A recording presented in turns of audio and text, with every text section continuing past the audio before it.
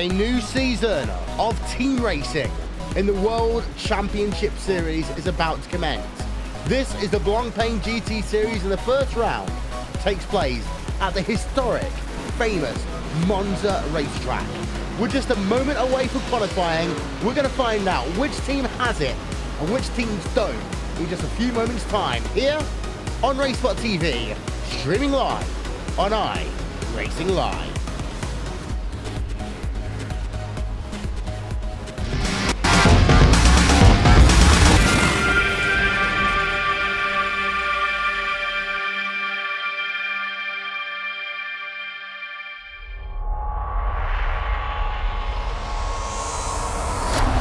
There are three different paths if you want to call yourself a world champion of sim racing. NASCAR, open wheels, or endurance racing. But no matter which one you take, you can guarantee that the journey will always be tough, which few will ever complete.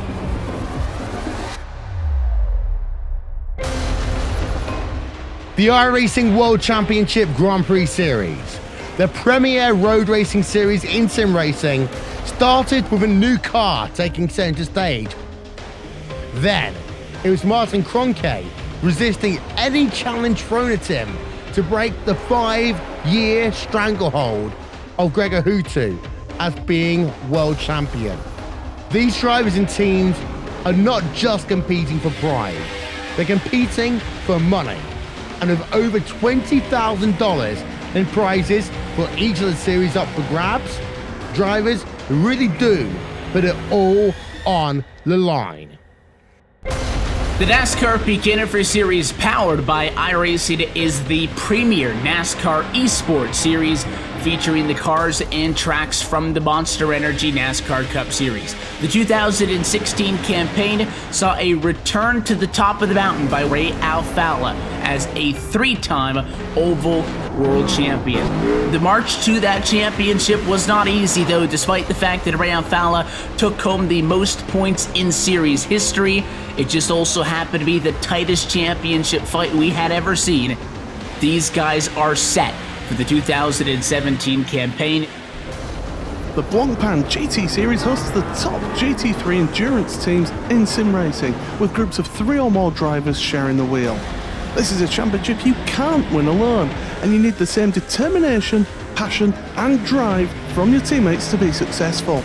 They often say that it takes just one mistake to lose a championship, and in team racing, it may not be your mistake that costs you the win.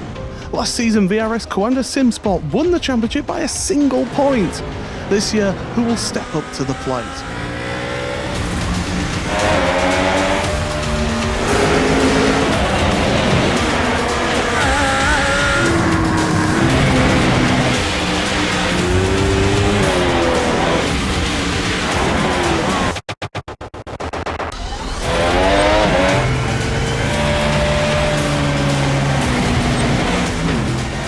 These are the iRacing eSport World Championships, the pinnacle of sim racing competition.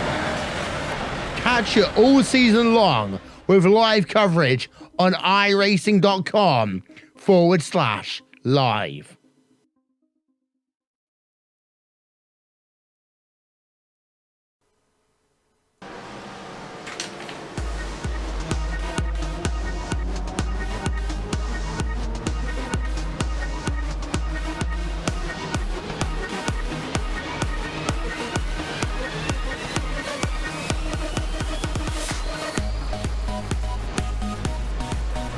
Welcome to Monza, one of those 4 tracks in Europe that really stands out as being a historic venue.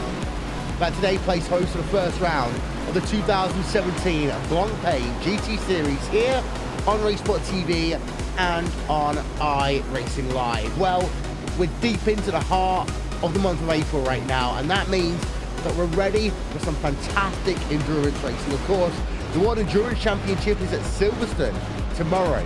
The Blancpain Series is alive for another year. There's plenty much happening. Of course, we are on the road to Le Mans.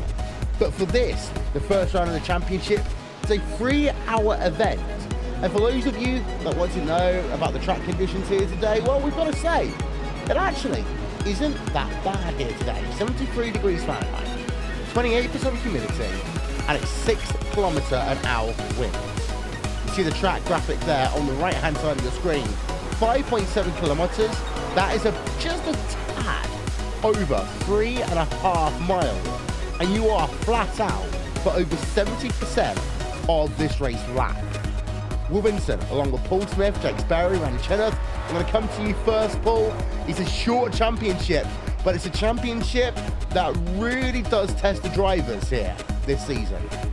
It is. It's absolutely fantastic championship, and looking forward to this. As you say, 6 rounds of this championship. We've got a mixture of lengths of race as well. 90 minutes at Brands Hatch and Zolder, 3 hours here today at Monza, and also later on at Silverstone and the Nürburgring, and also that 6-hour race at Spa. It's going to be a cruel challenge for these teams to see who will end up becoming the champion. Yeah, and I'm going to talk to you as well, Randy. One of the things we're talking about in previous shows and coming into the season was the fact that this no longer is just a series which is made up of 3-hour events. We've got everything from the very short 90-minute quote-unquote sprint races all the way up to a 6-hour event to Spa. Yeah, it's pretty fantastic in my opinion. Really would make a lot of sense to have a pro championship for both sides of the Blancpain series. Of course, in the real world, those guys having a sprint and endurance championship. So here, kind of blending the two together, bit of a hybrid, couple sprint races thrown in, couple enduros, and that proper 6-hour race at Spa. And I think it's going to be interesting talking point, seeing the same drivers, same teams competing through those week in, week out in this championship. Balance of performance is going to be a huge talking point. New cars coming in, all the cars changing as always. Couple new tracks coming in, going to be fantastic in my opinion. Yeah, and Jake, well, one of the things that we've noticed over the past 6 months is that kind of realization of the dream for core sim racing.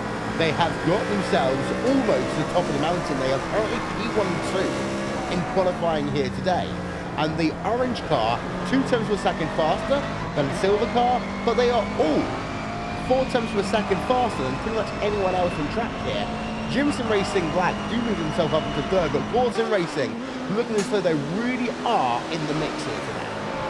They certainly are here, and 1-2 is exactly what you want to be seeing in terms of the opening goes. And well, Frederick Rasmussen behind the wheel of the Core Sim Racing orange car, he's doing a fantastic job, and we saw him last night on the Blancpain Sprint Series Racebot TV Primetime. We saw him dominate by 11 seconds over his teammate in the car, Isaac Price. If there were ever a poster boy for endurance racing right now, Frederick Rasmussen has to be one of the names that you go and talk about right now. But what does have to be remembered here, though, Will, is the McLaren does have the advantage, as we did see last year when we were here at Monza. So when it comes down to it, will that advantage be the same at different circuits? Well, that will be something else that has to be waiting and seeing.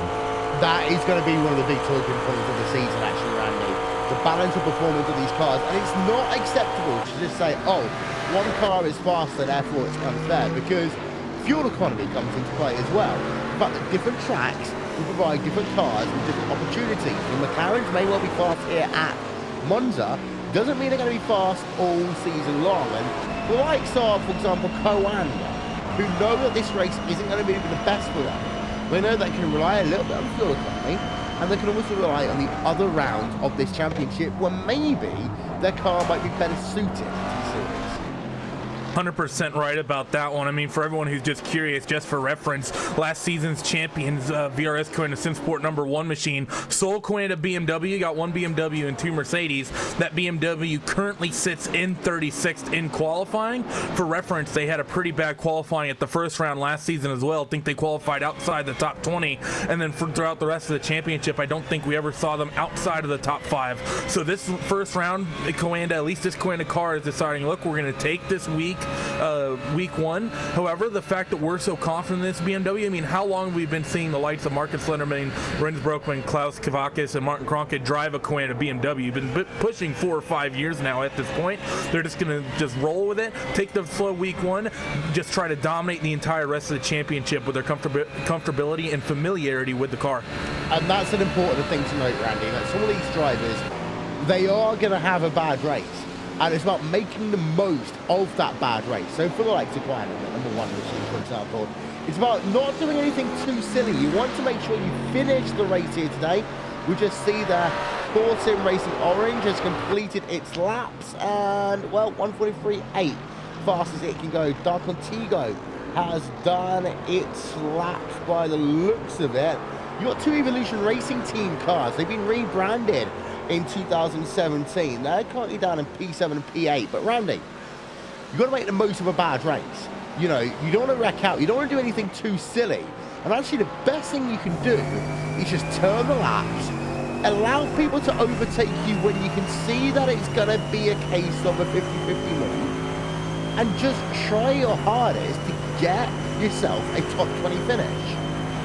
That's exactly what they need to do. Right now, if you're VRS Coin of Sinsport, right now looks like you're going to be rolling off somewhere around 30th. I mean, if you're there, really the worst thing you can do is try to push really, really hard, because you were sort of in the hornet's nest of this Blancpain GT Championship. You're going to be fighting with teams and cars that maybe you're usually a lot better than, but granted, there's a lot of talent down at that bottom 30 edge of the field. You have Redline Green down there. Heinzfeld Core Motorsports has a car currently sitting in 22nd. A couple pure racing cars in the mix down there as well.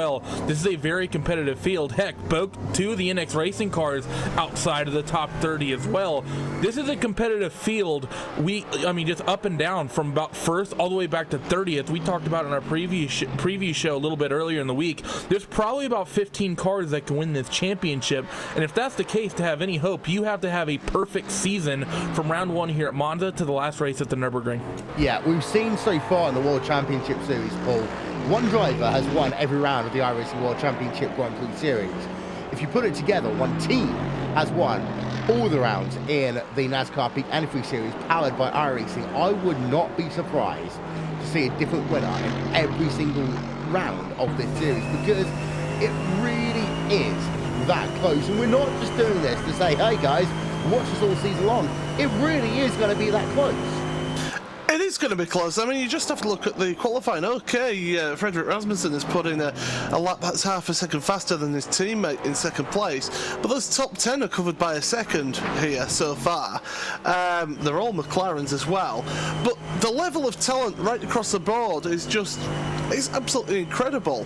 And when you factor in that you're having to work with teammates as well, so these cars maybe not set up as well as it could be for your particular driving style, that just really sort of ratchets it up even more. You know, endurance racing and things, races like that, where you're in a part of a team with multiple drivers in the car, it really does test a driver's ability to be able to work around things in that vehicle. Yeah, worth noting, Jake, that we have ourselves 11 McLarens at the front of your field right now. So this really is the Macca's day, but it is the race that we know for the McLarens. If you are driving one of these McLarens, you think there's a psychological advantage as we head ourselves through the championship, knowing the other guys have to catch you up compared to you having to do the chasing later on in the season. Disagree. Mainly because when you look at those races and you're having to fight from behind through the second parts, you don't want to be in a situation where you're dealing with damage limitation for the most part of the series. You want to be in a situation where, granted, you can have one or two great races, but you still want to be there up towards the front of the field, fighting for top 10s, fighting for top 5s. This is not the case where you can be happy with just taking Monza, for example, and being happy sitting back in P15 for the rest of the championship. You've got to keep striving, got to be at the top, and if the balance of performance favours you, that's great. Use it to your advantage. When it doesn't, you have got to work 5 times as hard as everyone else who has that advantage in their favour. There you can see JTL Apex Racing UK, one of these teams that have kind of been there or thereabouts so far with Graham Powell in the iRacing World Championship Grand Prix Series. And Paul, I'm really intrigued to see what this team can do in this season. Jamie Fluke, of course, is qualifying this car, but I would say that they have tried to establish themselves as one of the big 4 in sim racing in 2017. Whether or not they've made it is up for debate. I would say that on the World Championship side, they are clearly one of the big 4 teams right now. On this endurance side, however, you know, a big 4 is actually about a big 8, really, when you put it into team perspective. It really is. I mean, today we've got Jamie Fluke and Alex Simpson, by the looks of things, that's going to be driving that JCL Apex Racing UK car. It's It's a tough field, is this endurance field, because there may be some teams that aren't quite up there in the World Championship Grand Prix Series that really do focus on their endurance package, and this is where they come to shine. So it's going to be tough for them to break into that top echelons of the endurance marks, but they're giving it a good go. And Jamie Fluke, he's a fast peddler, and Alex Simpson isn't too bad either. He's not. Don't forget, ladies and gentlemen, we've got live timing and scoring available on RaceSport TV. We'll talk about that in a moment's time. Also, we've got Spanish commentary available for the entire Blancpain GT Series. Let's have a quick listen in then with our Spanish crew. La misma décima. 6 de coches en la misma décima, Está siendo muy igualada. La zona media del top 10 es bueno, esta primera sesión de clasificación del año, y todo pinta que se va a quedar así las cosas. Y ya está a punto de formarse lo que es la parrilla, así que va a estar a puntito de arrancar. Ya lo saben, si quieren comentar con nosotros, hashtag BESMGT, ahí podréis hablar con nosotros, lanzarnos preguntas y las intentaremos responder en directo, siempre y cuando la carrera nos lo permita. Well, we are here then. And then we can see the starting grid. It is up on your screen. Core Sim Racing Orange. They have the advantage by half a second over the competition. The competition is their teammate, Core Sim Racing Silver, Thomas Arends. Third place is Jim Sim Racing Black, Sebastian Dunkel behind the wheel of that car to start this event. Justin Brummer in the fourth place for Inex Racing Blue. As we cycle this grid on back, Jake, first thing we noticed, the top 10 are all McLarens. Yes, we do, as we see 11th position going to the VRS Coanda SimSport number 8 car. That car being piloted very effectively by what was the driver of, I believe, Mitchell de Jong. So when you look at that car, that was the car there, Will, that actually took the qualifying victory. First car to check themselves into this series in terms of that second part of qualification. So there are a lot of cars here can really do some damage towards the end. And may I remind you about the balance of performance last season. We had at least 2 cars of each inside the top 10. How the Ford GT will play into this? Well, we're about to find out. We are indeed. We've got ourselves, of course, 4 different cars here today. The guys are lined up on the starting grid. You got some big names outside the top 20. Maximilian Beneke, for example, P number 21. Kei Koshube in the Heisenberg Core Motorsports car. You got to remember, there's Core Sim Racing and Core Motorsports in this series. Kei Koshube for Heisenberg Core Motorsports in P number 22. For everyone back, Team Red Lane Green. Paul, look at that. Bono House, P number 25. This goes to show the level of competition here. It's absolutely fantastic. They're in the Ford GT, which isn't a slow car. Yeah, those guys, they've got a bit of a task on their hands, but we'll get it underway under the safety car ready for the start here, Will. Yeah, there you can see 49 drivers even here on the field here today as we are about to go racing. For the first round of a new season, you notice at the front of your field, it is all about the Core Sim Racing team. Whether or not they can hold on to this one, we're going to have to find out over the course of the next 3 hours. There's plenty of storylines here to come. So welcome then to the third of the World Championship Series for 2017. The Blancpain GT Series here on RaceSport TV, streaming live on iRacing Live. Let's get you then to the start of the first round of the championship.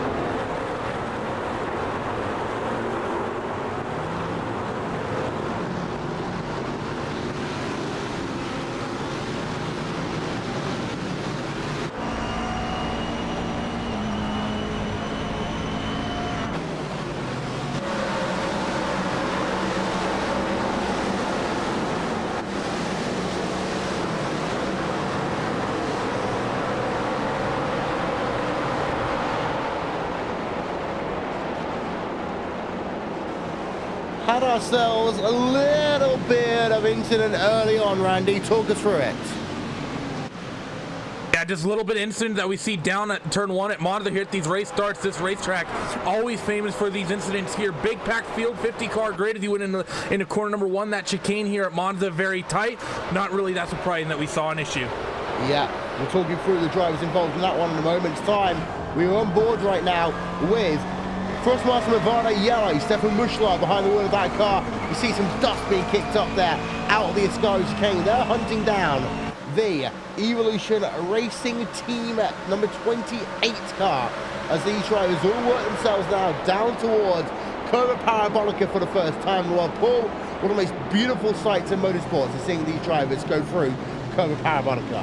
And it's one of the most challenging corners as well, as Thrustmaster Movado Yellow almost found out then, run it out wide, and they've got the Evolution Racing Team right alongside Benjamin Smith, trying to get that move done, trying to use a little bit of side draft possibly, not quite getting alongside there as they're heading down to turn 1. Last of the late breakers here into that corner, and it will be Thrustmaster Movado Yellow who just stay ahead there. They do. Live timing and scoring then will be available in just one moment's time here on Racesport TV. Just visit racesport.tv/timing to get hold of that one. Randy, any update on the guys out of the event or slow right now? I know it was Redline who was one of the cars involved, but one of our championship contenders, actually I take that back, it's their sister car currently off in corner number 1. That's the 66 of Angelo Mikkel, currently getting himself back out there on the racetrack. But again, that first chicane, that's 2 laps, and we've had 2 incidents there thus far. I think Vortex as well as PRT involved in this one. Yeah, we've got a battle going on. Having a look down, P number 1450, Kalina Simcourse number 8, Mitchell de Jong versus JCL Apex Racing UK. That is the driver of Jamie Fluke behind the wheel. And it's worth noting, Jake, that some of these guys have been able to make some big moves early because of the fact we've had ourselves some incidents on track. Yeah, they have here, and a couple of positions that have been gained here are so paramount to how things have been doing. VRS Command Simsport has been a car going backwards here. They've lost 2 positions then in the opening of this. iRacing Brazil, though, have been making the big gains here in terms of this one. Bruno Tacamo behind the wheel, now looking at Adria Perez just ahead in the Iberica Racing Ben Q car just ahead. Not able to make the move into the Parabolica, but what has to be known here is you look at iRacing Brazil, they are +3 already. Yeah, there we are on board with Bruno De Carmo in that number 75 machine as the drivers eke themselves now onto what is their 3rd lap of this event. You can see really cool. No gaps between any of these drivers. It is one very big long train. Pretty much the top 30 right now. Yeah, this is it. I mean, you've got 10 seconds covering the first 22 cars on this field. So really, early stages of the race, everyone trying to get the feelers out, trying to get themselves into that rhythm, trying not to get themselves involved in any instance as well, because any damage on these cars, especially around here where top speed is paramount, is going to affect them for the rest of the race if they get it early on. Yeah, Team PPR, they are down in P number 35. They've been having a little scrap going on with the Pure Racing Team Black. In fact, they're still doing that. Well down your field, you see, outside your top 30, Team PPR should have the advantage. In fact, there they are, moving themselves fast in towards the second chicane. They come right now. Ahead, a lot of dust being kicked off track down at the exit of the second curve there. As we just see, that's up, you know what I mean. But out front, Paul, we've got ourselves 2 core cars trying to work together to put away a little bit. It is still McLaren domination out front. Yeah, it certainly is, and those core sim racing cars will be working together. The thing is, that core sim racing silver car will be getting some good draft there, good bit of fuel saving is behind them actually, going into the Parabolica, and up to 5th place, Jesus Cecilia and Dark Antigua Racing Team through the inside, runs it out wide though on the exit of the Parabolica. You've got to be careful there not to run it too far wide. He's now in front, but he's going to be under intense pressure from the next Racing Blue. Ravano Racing Yellow have just come in towards pit roads. We have a look on board. The Dark Antigua Racing Team, Jesus Cecilia. You just see him pulling that car down to the right-hand side. Gets himself past the Inex Racing blue car of Justin Brunner. But Frostmaster and Ravano Yellow, let's see what we can figure out what happened with them, because they just brought themselves, they just brought themselves in towards pit road. there, Stefan Muschler, so they must have some damage on that race car. Number 77 machine, Jake. I think it's a penalty. They might have potentially jumped the start early. It's not what they want to be doing here, especially when they were so high up and with points here and near and far between. You're looking at that situation for them. They only stopped for about 4 or 5 seconds. It's not the stop and hold they wanted. Yeah, indeed. So that Iberica Racing bank right now, currently in P number 9, Evolution Racing Team number 27 runs himself in the 8th position on track.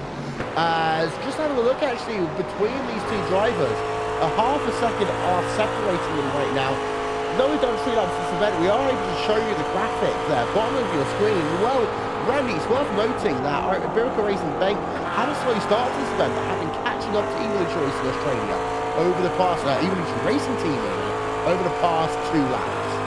That's going to be something we struggle with, I think, for a long time, is dropping that Australia at the end of that name. But yeah, bit of a slow start for that Iberica Racing guys, but like you said, they're doing a good job to bounce back here early in the early stages. Also, slight update on that number 77 Thrustmaster Movano yellow car, saw down pit road. That was a penalty. They passed for position before he got to the start-finish line. Because of that, you get to come down onto pit lane. May have been another one as well, because that issue on lap 1 that we saw with Redline, that actually started well before those cars got into turn 1.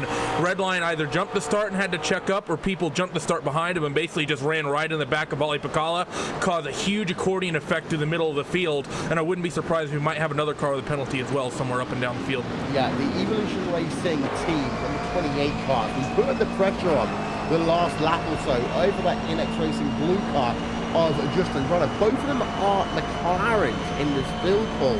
You wonder maybe whether Brunner has got that car that's good for qualifying, maybe not so good for the race, or if you're trying to be a little bit conservative at the start of this event. But you'd argue, a track like Monza, you know, you can run the draft, you shouldn't be putting yourself into positions early on, you're losing a couple of positions. You always like to be as far up as possible and always try to keep up at the front, but it's a long race. It's all about the long game in the race like this, 3-hour race. And thinking of strategy, has his team been saying to him, right, come on, we need you to sort of hit certain marks in terms of fuel usage or something like that? Because well, you know, he's just sitting in that draft there, but he's far enough back that he's having to be a little bit defensive from Evolution Racing Team with Andrew Carl. Andrew Carl, by the way, very talented driver, very fast, but he'll be looking to maybe make a move sooner rather than later, because he's just seeing those cars in front just pull away. And the good thing for him, though, is that he is pulling away from his teammate in the number 27 machine, Jake. It means it can be mano a mano right now as they head themselves past the start finish line to complete their 6th lap of this event. As you just see Justin Brunner, iRacing Onyx Racing Blue on the outside line. That is going to allow Andrew Carl to just sweep down the inside. There we are. Up into P number 6 then is the Evolution Racing Team number 28 car. Now he's got to get a hurry on to try and get back up to these drivers just ahead of him. Yeah, he does right now, and you look at the times he was doing, a 45.9 the last time for Andrew Carl. It was a 45.3 for the driver ahead of Jesus Cecilia for the Dark Contigo Racing Team. But the thing that has to be remembered here is you're looking at Core Sim Racing Orange. They've not been able to break away here in this early stint. The qualifying, you would have thought that would have been able for them to do it, being half a second quicker than the rest of the field, especially for the orange car. But no, they've been completely stuck. The draft has been there, and teams like Jim, Iberica, and Dark Contigo are still there and still waiting. It's not going to be impossible here for the Evolution Racing Team to really catch up to this group. It's only about 1.5 seconds, maybe going down towards 1 second. So when you look at this one here for Andrew Carl, it's not the end of the world just yet, and there's still about 2 hours 50 left to go. Can I just come in? Just had a little bit of contact down at the first chicane with Maximilian Beneke. He had contact with Thrustmaster Movano Red. He's dropped down places now, down to 30th from 20th with that incident. Yeah, we also just saw Radicals Online, JRT, having himself some incidents as well. So a lot of drivers there. It's not as bad as that Formula 3 race we always in sim races what I talk about. But still, we've had a couple of beats and bangs at the start of this event, Paul. It does mean that some drivers are out of position in Radicals down towards the rear of the field. You're not often going to see that one, but Pikachu really has actually struggled at the start of this event. He's had a few technical problems as Yeah. well, so yeah, he's It's not having even to. K in the car anymore. Yeah, it's Alexander Voss in the car, so they're a lap down now on everyone. So absolute disaster for them, and they'll be just try to get to the end of this race now and try and claw back any positions that maybe with people having incidents and contacts. Maybe gain a few positions that way, but otherwise it's going to be a long, long day for them with just over 11 minutes gone. Team number 18, Team Red Line Green, Ford GT Bono House. Actually the highest placed Ford GT in the field right now, but Orion Racing Team Matthias Egger right behind them in a McLaren as they go pretty much nose to tail through that second chicane into the first of the two Lesmos right now. As Bono House being number 18, alright, that's not something we're too used to seeing, but Matthias Egger really is putting that pressure on. We actually have got a car who is off behind, that is Titron Racing Team. Going to get the replay of that one for you now. Yeah, talking about Team Redline, they're just not having a good run. It just seems like in this championship at the start, thinking about the end of last season, they really didn't carry much momentum through to the end. They had a couple good strong runs, but coming towards the end of the championship, I think they sort of let a lot of people down. Coming into this, they're not really firing on all cylinders, I'd say, quite yet. Right now with that Redline green car, currently the best of all of them, currently running in 18th, keeping track of your Coanda drivers, just some of your championship contenders from last season and how they do. Heinzfeld Core Motorsports, we saw have technical issues. They're currently way down at the end of their field. VRS Crown SimSport 1 machine has moved himself up into 26th. INX cars really haven't moved around very much. A lot of your championship contenders from last season will running outside that top 20, even outside that top 25. Yeah, as there's your top 8 along the bottom of your screen right now, you'll notice the fact that you've got yourself 5 drivers separated by less than 2 seconds and a gap between Blancpain Racing Team and Evolution Racing Team number 28. That was really causes that Evolution Racing Team are fighting with INX Racing Blue, then Evolution Racing Team number 27, currently down in here, number 8. We've just been riding the board with the pure racing team car, and that is Maximilian Wedding versus Mario Bottolotti in up the first half of the Bono machine battle going on then. The two of them for P22 on track. Ahead of them, Doug and Tigo are closing in now to the rear of the Iberica Racing Interactive 4 car there, Jake. This is about for 4th place on track. McLaren, though, do steal and rule the way. Yeah, they still do, and actually this top group is very, very interesting in terms of the drivers who are inside the vehicles. We all know the escapades of Jesus Cecilia last season, but for those of you not too familiar with other drivers, Néstor Garcia Jr. has been an incredibly quick car as I've been covering the Formula Renault 2.0 series here on iRacing. The problem he's had, he was unable to get the win and has actually thrown the car away in 3 separate occasions from winning positions, so there is a little bit of a track record for Néstor Garcia Jr. and not quite getting it home in the position he would have liked. That's something to keep in mind then. As you see right now, Rasmussen is actually controlling the race here, not doing too much, maybe playing to the fuel strategy, but he's managed to pull out a little bit more of a gap that last time by on his teammate, who can effectively play their rear gunner right now. Yeah, it's just Jim Racing Black running in 3rd place here at this event right now. Jim are actually still right in the rear of the Corsair Racing Silver car. As you just have a look at the last 3 laps then. And you see, we're talking about the most minute pull of gaps between the two of them. You know, a 10th of a second on lap 6, Duncan was fast, and the last 2 laps have been trading within about 1,000th of a second of each other.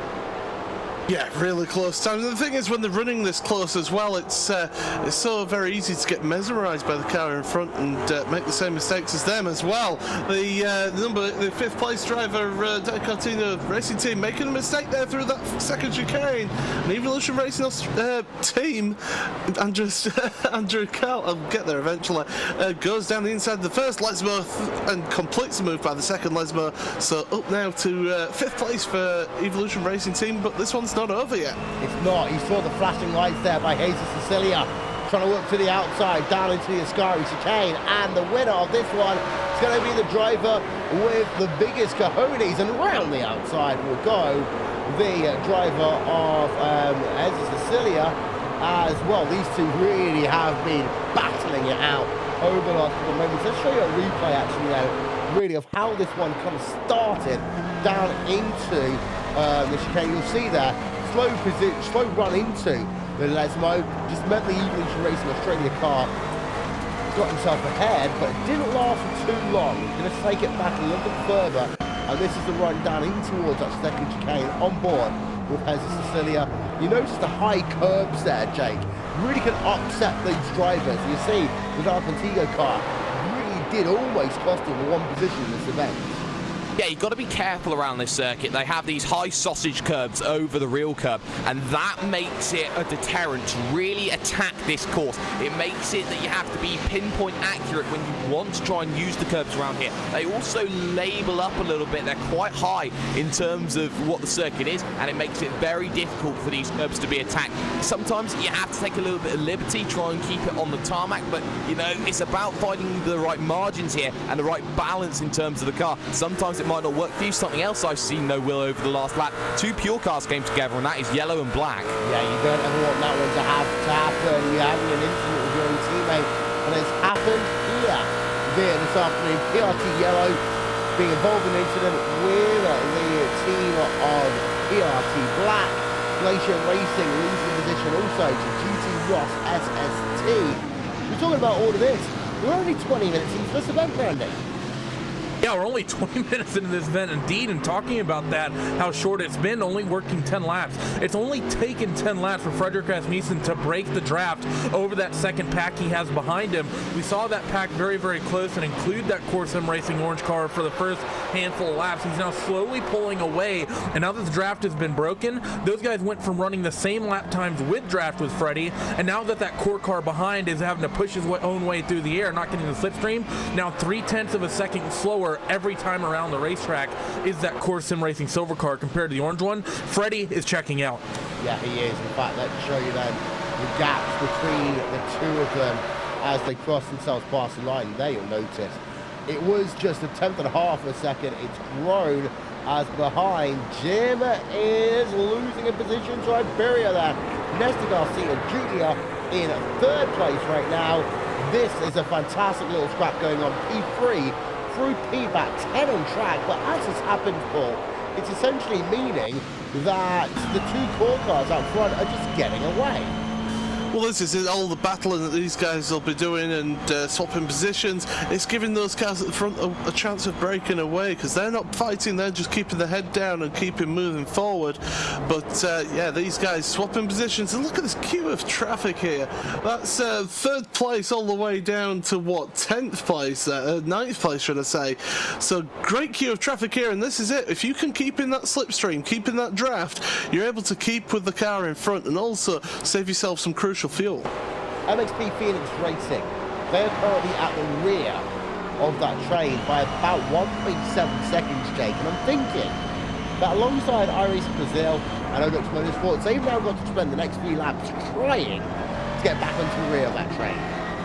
I think they do in this situation. They've got to have a little sense of working together here down the straights. Jedstad there behind the wheel of the MSP Phoenix racing car. Bruno DeCarmo, who's been ever impressive in the opening stages. We know how quick of a driver he can be when he gets right into the radar. So when you look at what happens with Bruno DeCarmo, these two need to work together to close down that gap.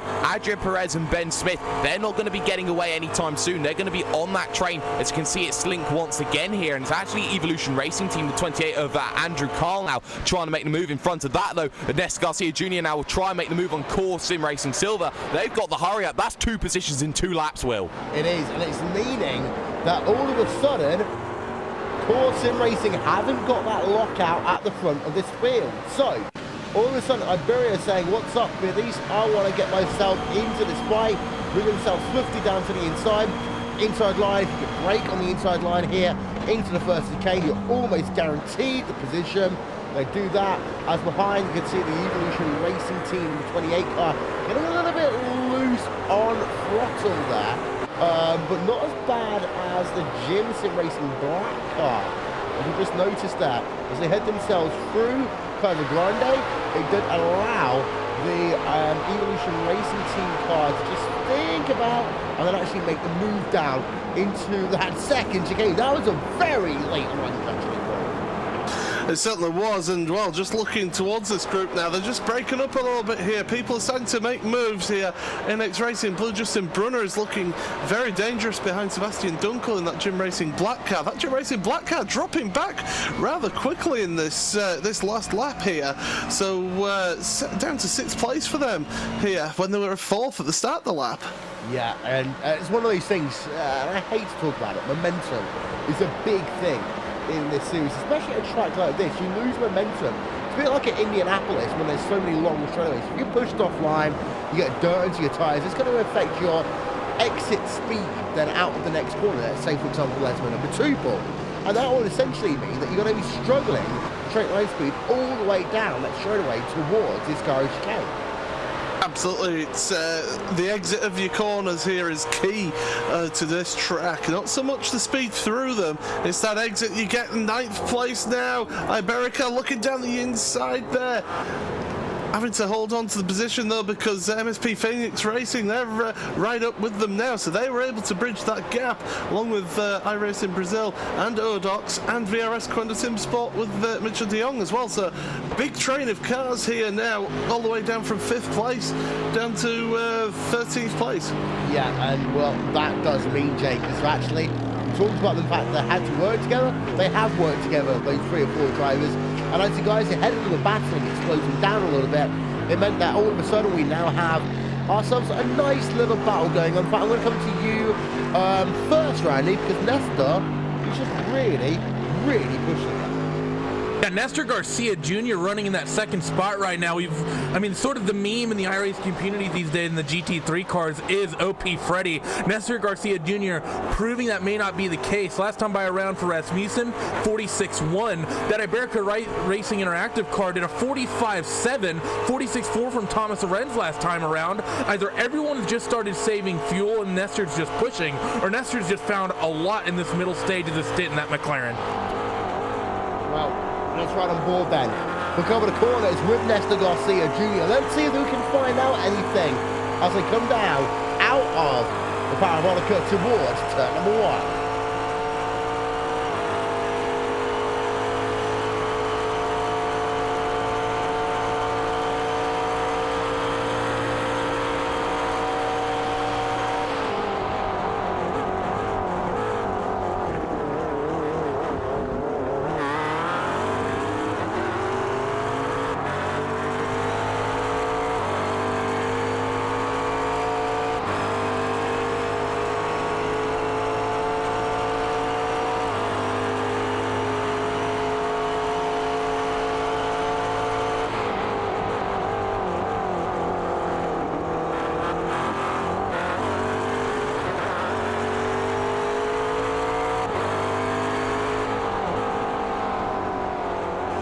Well, Jake, having a look at it, there seems to be more than one bad lap for the Core Sim Racing orange car. Nestor Garcia off into the wall. Jake, just what you were talking about before.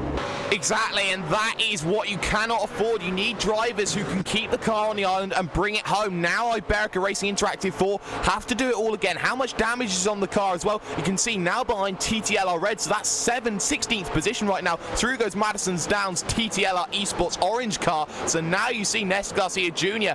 is lost all that momentum, all that time, pushing too hard potentially. And it does happen here, and we have seen it before. It's as easy as that, and parity restored for Core Sim Racing. Yeah, we just need to get ourselves one more look at that one. We did just lose what we were after behind everything there, but let's get ourselves one more look then. Oh, Nestor Garcia Jr. And this is the thing, Paul. I mean, these guys are running at the very top of their game, and sometimes at the start of the season what you want is a situation where people aren't involved in too many big incidents, and well, for Nestor, that was huge. That was just ever so slightly putting those outside wheels onto the grass in the braking zone, and that's what just sends the car around. And he did well not to actually cause much more damage to the car. There is a little bit of damage to the front right and front rear of that car, so front rear?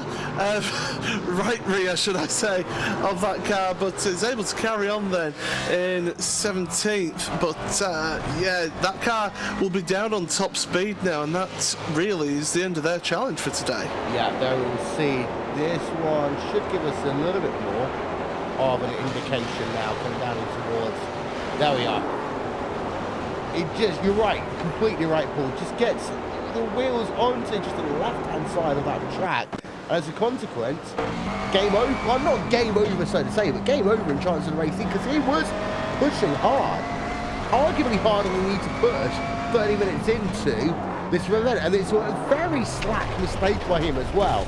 You know, you just want to make sure that car's enough to the right-hand side that when you break down to Celesmo 2, you've got yourself enough traction, especially when we know how little downforce these cars normally run here. Yeah, it's absolute minimal downforce on these cars. You want this car as slippery as possible to the air, and well, just that one little mistake, you don't have as much grip out there on the grass, quite obviously, and that's what happens. You go back end goes around, and you're off into the gravel. A little bit of a close battle further up here. 5th place, Jim Racing Black. Obviously, have gained a couple of positions back up really now, so up to 5th place. But they've got the X Racing Blue right behind them, and also Evolution Racing Team right behind them as well. Yeah, Dark Contigo Racing Team currently in P number 3 though, Jake. They just hit the rear of the Corsa Racing Silver car down into that first chicane. Not a huge hit, it's between a pit and a love tap, so to say. But it does mean that they fall back just a little bit. I think they decided to not push that move too much there because of the fact they might come under the stewards' inquiry. They've got to be really careful about this, and not just for the stewards' inquiry as well. They have a new penalty system, Will, that is in effect, and when you get to a certain amount of incident points, you will have yourself a 30-second penalty to serve going down pit lane. You collect some more, it becomes 60. You collect any more, or you collect a few more after that, and you could be disqualified from the race. So the stewards are taking a very harsh stand on collecting incidents around here, and that could be as simple as running off wide. That could be as simple as that tap that we saw there. Getting 4 more onto the system is not what you want to be doing around here. No, and Randy, that's going to be the thing to note in the final hour of this event. You'll see some guys being very pepperish around this racetrack just because they know that they're close to that limit. All of a sudden, you've got to just keep it completely on the island, and even making a half mistake could then cost you a 30-second stop-and-go penalty. And the thing that's going to be interesting for these guys is that compared to last season, we had an incident last season, but it was just in 1Xs, and basically if you crossed the threshold, you were disqualified. For these guys now, not only are you going to be getting penalties, but you're going to be getting time penalties in the race. So you might see guys get stop-and-go penalties over the course of this. The admins are distributing that over the course of the run. Also interesting to note, in my opinion, that doesn't fare well for that Dark Contigo Racing Team. Think back to Jesus Cecilia last year, Will. We did not see him go a single race without getting into a major incident with another car. We saw that Dark Contigo car in the wall more races than it wasn't. In fact, I don't think they win a single race without getting into the wall. Jesus needs to tone it down a little bit. He's had a good start, good first half an hour thus far, but already getting into little incidents with Thomas Lorenz with 2.5 hours to go when you're running third is, in my opinion, a little bit silly. Yeah, as Evolution Racing Team move themselves up into P number 5, past Jim Racing Black there, with Benjamin Smith behind the wheel of that car doing the business. Is ahead Dark Contigo versus Corsa Racing Silver versus Evolution Racing Team number 28. I'm Carl. That's a three-way battle going on, Jake, for P2, 3 and 4, and that traffic is already coming into play.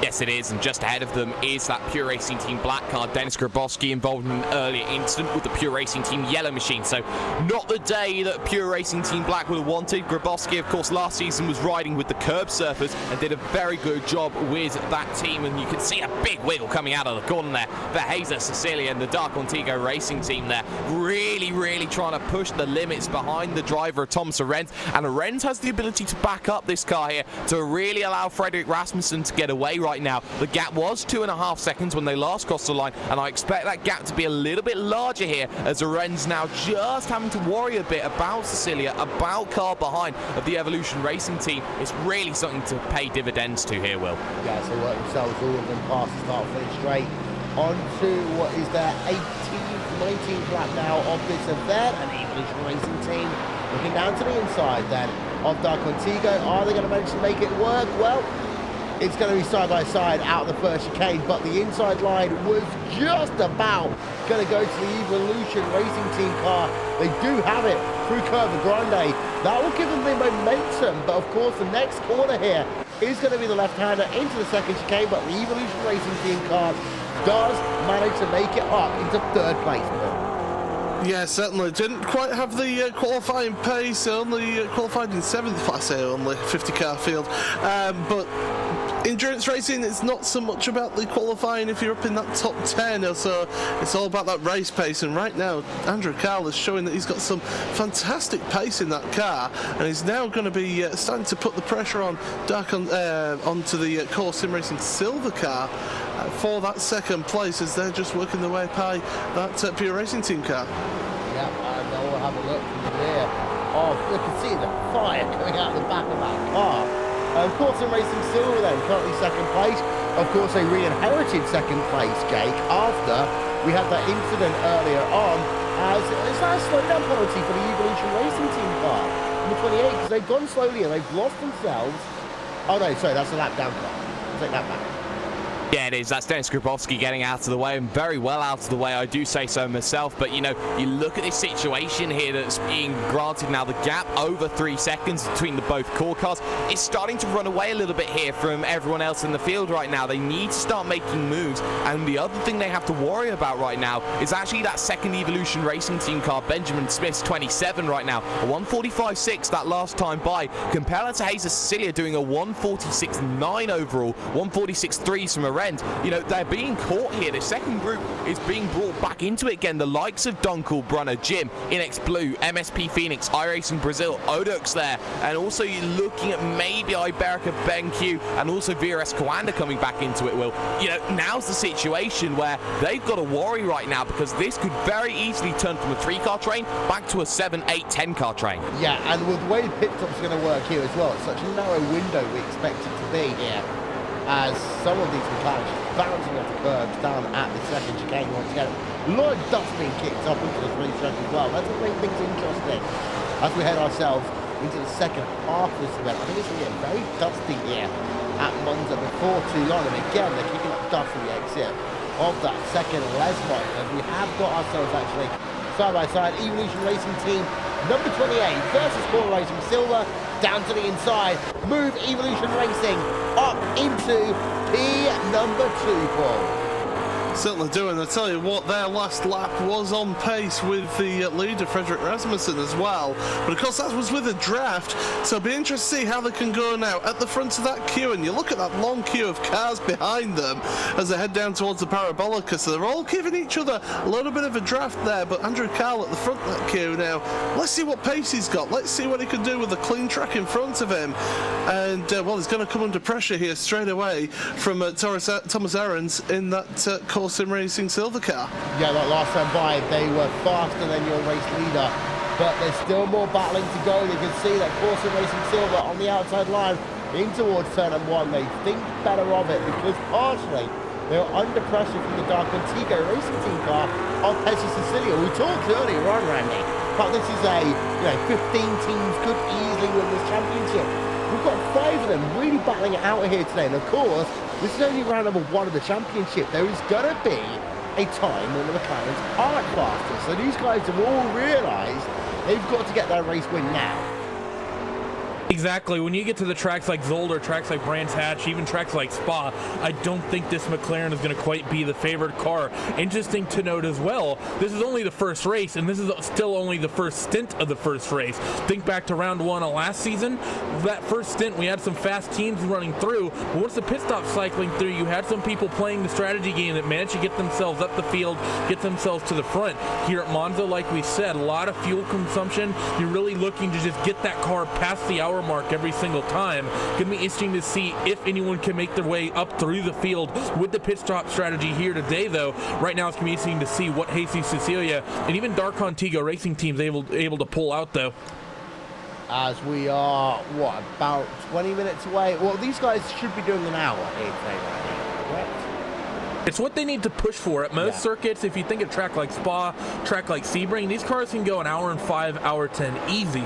However, you're so flat out around this racetrack for so long that I think if you don't save, I think the fuel run time is about 57 to 58 minutes, which even if you factor in the pit stop time is just too short to make it in on the two-stopper. So you really do need to you need to save basically a lap or more. The more you can save, the better you can. As right now, Evolution Racing looking down to the inside of Jesus Cecilia into one, not quite getting there. What's wrong, Paul? Well, I just happened to have a look at the lap times of the leaders compared to second place, and that's close to 0.7 of a second faster was the Evolution Racing team. Now, obviously, Frederick Rasmussen must be just taking it easy, lifting and coasting into corners, doing a little bit of fuel saving for that strategy a little bit later on in the race, but that is some blinding pace there from Andrew Carl, a 45.5. Fantastic race pace. And of course, you've got to note the fact that Frederick Rasmussen has been at the front of this field all day long. He's not been able to fuel save the way that everyone else in this field has pretty much been able to do so. When I have a look at lap times, if I can, bring it up on the left-hand side of the screen, and the fastest lap of the day for Frederick, for Corsa Racing Orange has been a 145.8 last time by Evolution Racing Australia were faster than the fastest lap that Corsa Racing Orange have done all day long. Yeah, and this is it. This is them now able to push on and to try and close that gap a little bit. I mean, they're going faster again on this lap. Is Andrew Carl. So really, he's trying to show his pace early on in this season and get that Evolution Racing Team car further up towards the leader through the parabolic of the go. And how will it go this time by 4 lap times? Frederick Rasmussen coming across the timing line now with a 46.0. Andrew Carl with a 45.504. Incredible lap times from Andrew. But like I say, Rasmussen, he's obviously doing a little bit of fuel saving here as the other Evolution Racing Team car just having a look but not making any move. As my friend Sean would say, whoopah!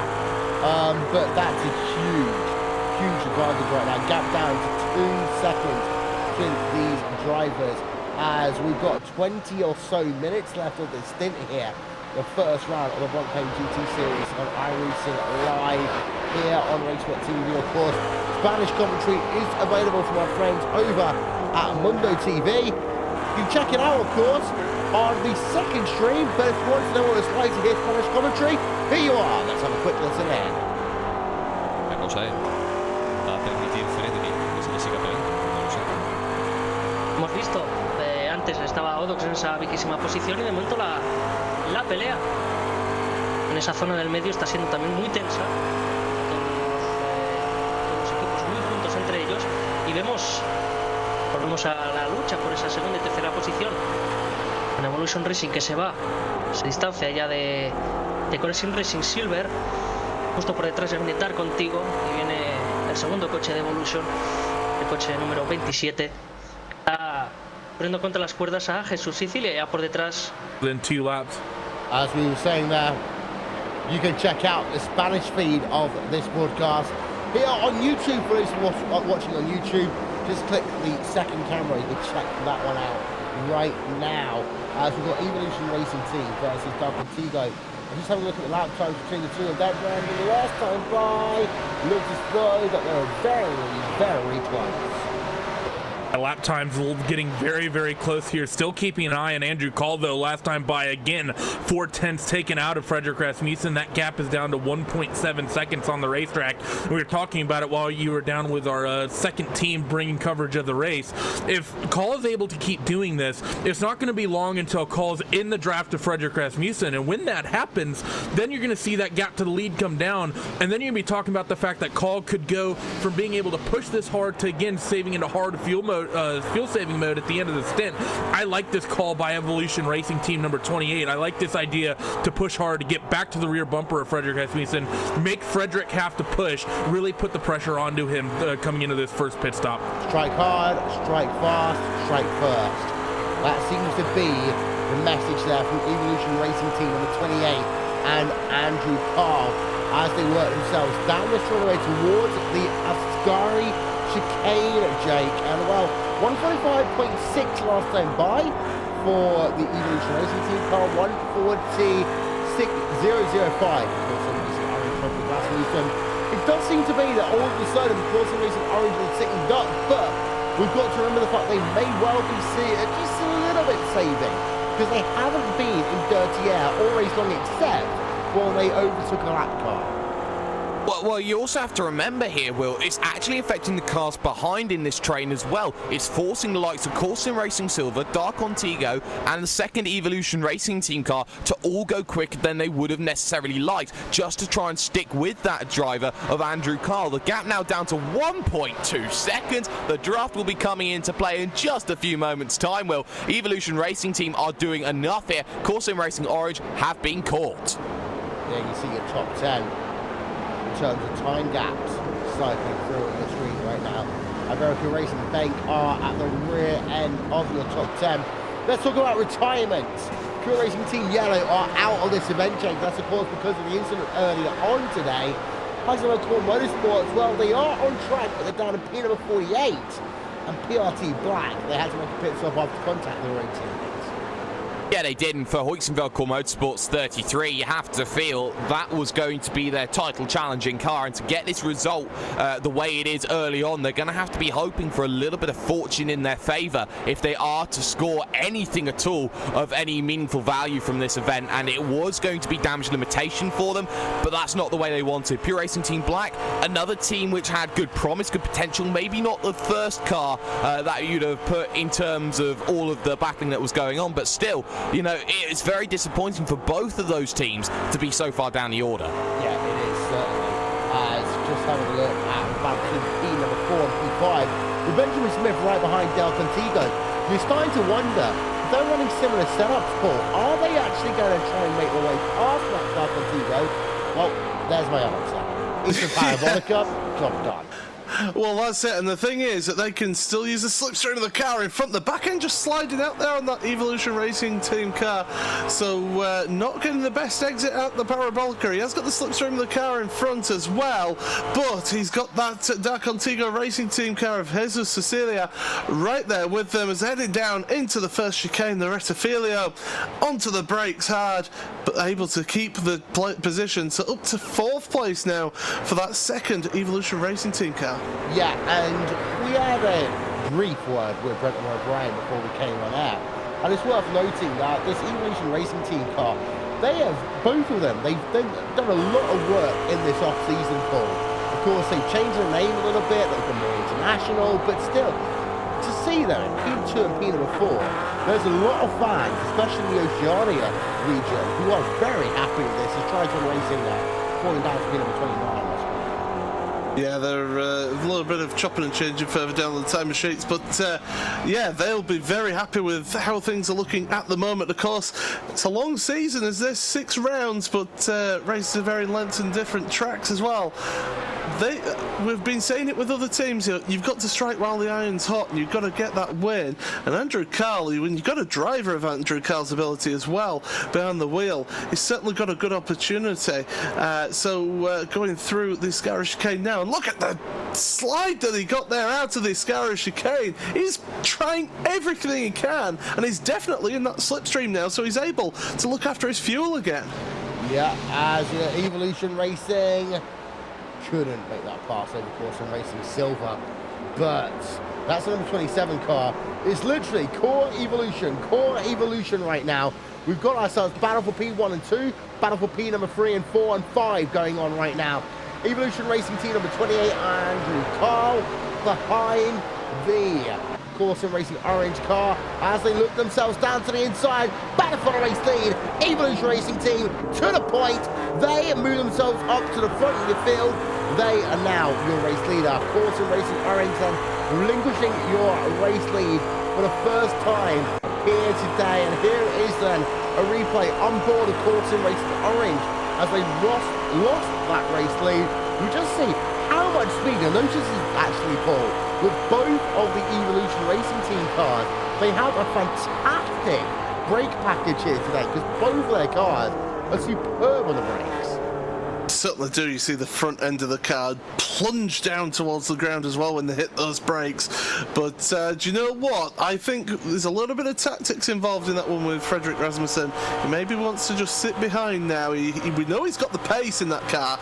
That's without a doubt. And maybe he's just wanting to sit behind now, just conserve that fuel and just help him extend his stint a little bit. But yeah, Andrew Carl, he's really pushing hard and he's trying to push on. And you look at the gap that those two were able to pull out over Benjamin Smith, who's now up into third. So Evolution Racing Team doing a good job here today, able to get ahead of each of the core sim racing cars. But look at this now, Frederick Rasmussen right in that draft. Yeah, it was really reversed what we were talking about. It was Core then Evolution, Core then Evolution. Now it's Evolution then Core who lead the way at the front of this field. Then Evolution in third and Core in the fourth position. We go on board then with Frederick Rasmussen. Battle for your race lead.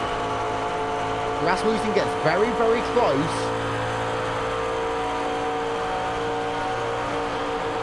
And sticks it in the draft. Randy, that says to me, they're going to save a little bit. This I love by Frederick Rasmussen, these core sim racing guys. Here's the problem with what Evolution Racing is doing at the moment. Yes, Andrew Call is going to be quick right now. He's going to lead some laps. He just took the race lead, but he's going to be burning more fuel. He might have to pit a lap early. I don't know what the burn rates are exactly for each cars. He may be forced to pit a lap early, and regardless, he's definitely going to have to take more fuel on than Frederick Rasmussen and that core sim racing machine. He's going to be quick now. At the end of this stint, I think we're going to see core sim racing re-inherit the lead because Frederick is close enough, and I think certainly at the end of the second stint and then coming into the final stint, I think we're going to see Core be a lot stronger than these Evolution Racing guys are. Both of the Core cars, not just one. Can I just ask you a question here, Andy, while we're on about this? Does Andrew Carl now try and just back up Fred to bring his teammate into this? No, I don't think you can, because I think you've already burned too much fuel sticking to this strategy, and you're already so close to the end of the stint. I think you need to push yourself hard and try to stretch a gap, because if you do that, all you end up doing yourself is you just bring yourself back into the grips of Thomas Lorenz, Jesus Cecilia, and Lucas Jedstadt. You just used all that fuel trying to stretch a gap over those guys and re-inherit the lead. It would be an absolute waste of using all that fuel if you just back Frederick and yourself back up into all those other competitors. One would argue, actually, Randy, that Evolution have to hope that they come onto this pit road at the same time as Core, because otherwise they are going to lose the lead in this motor race. And we just see that the graphics, it was 3 temps, 5 temps, 5 temps then, but this time by, actually I would say that Frederick Rasmussen should actually, well, okay, he lost 17 1,000ths of a second, whoop-de-doo there between the two of those two, but behind it's still 1.4 seconds now. The gap has come down as the two between Core Sim Racing Orange and Evolution Racing Australia last time by almost identical lap times. Yeah, the lap times, I mean, it's super close at this point. And the thing is that Call's having to push really, really hard, pushing it through the air. And look at the way Frederick's making up his lap times. He's lifting a full 100, 150 meters before everyone else. Lifting coast. Lifting coast. Works so well here. Yeah, it does, and memory serves right, we saw it here last season with NX Racing Red. We saw them leading late and even saving fuel right up until the final stages with that fight with Heinzfeld and Core Motorsports, that pass that came down to the last lap in turn number 1. I definitely like what Frederick Rasmussen is doing here. I like their strategy over the course of the race. That said, Evolution Racing and Andrew Call is going to have to put the pressure on them. At some point, Frederick Rasmussen and even Thomas Lorenz in that second car, they're going to have to decide when to put down the go pedal. The other thing we haven't talked about yet, driver swaps. What's going to happen when Isaac Price gets into that Core Sim Racing Orange machine? And that's the big thing. Each of these teams, we expect them to do one driver swap here today. It's only a 3-hour event, so we expect them to do one driver does 2 hours, one driver does 1 hour. And psychologically, if you pull your driver out after 1 hour, put someone else in, well, you know, it's really going to change the game because you lose 13 seconds. But those 13 seconds aren't always easy to keep in the back of your head. No, they're not here. And it's very easy just to lose a little bit of time here or there. You've got to make sure that you hold on to the machine each and every which way that you can, because you look at this situation, it takes a few kilometers an hour on pit road and you're going to be there an extra 15-20 seconds. That's not what you want to be doing around here. It's so easy to collect penalties by going an extra 3 inches wide out of a corner to gain half a tenth of a second. It's so easy to lose it. So it's a case of managing everything. You've got to be so precise with every single thing you look at, including the fuel, as we've been seeing Frederick Rasmussen do so far today. Yeah, we've got our first driver on towards pit road. That is Nestor Garcia Jr. Of course, we know that he had the incident earlier on, went off down at the second Lesmo. Has he had another incident? Because no one else is getting in behind the wheel of that car, and it does look as though that it is. It's going to be fuel, Will, because once you get that aero damage, you're not just slower on top speed, you actually burn more gas. Yeah, I just noticed though that I didn't see anyone getting into that car. I thought I saw Nestor Garcia getting out of that car.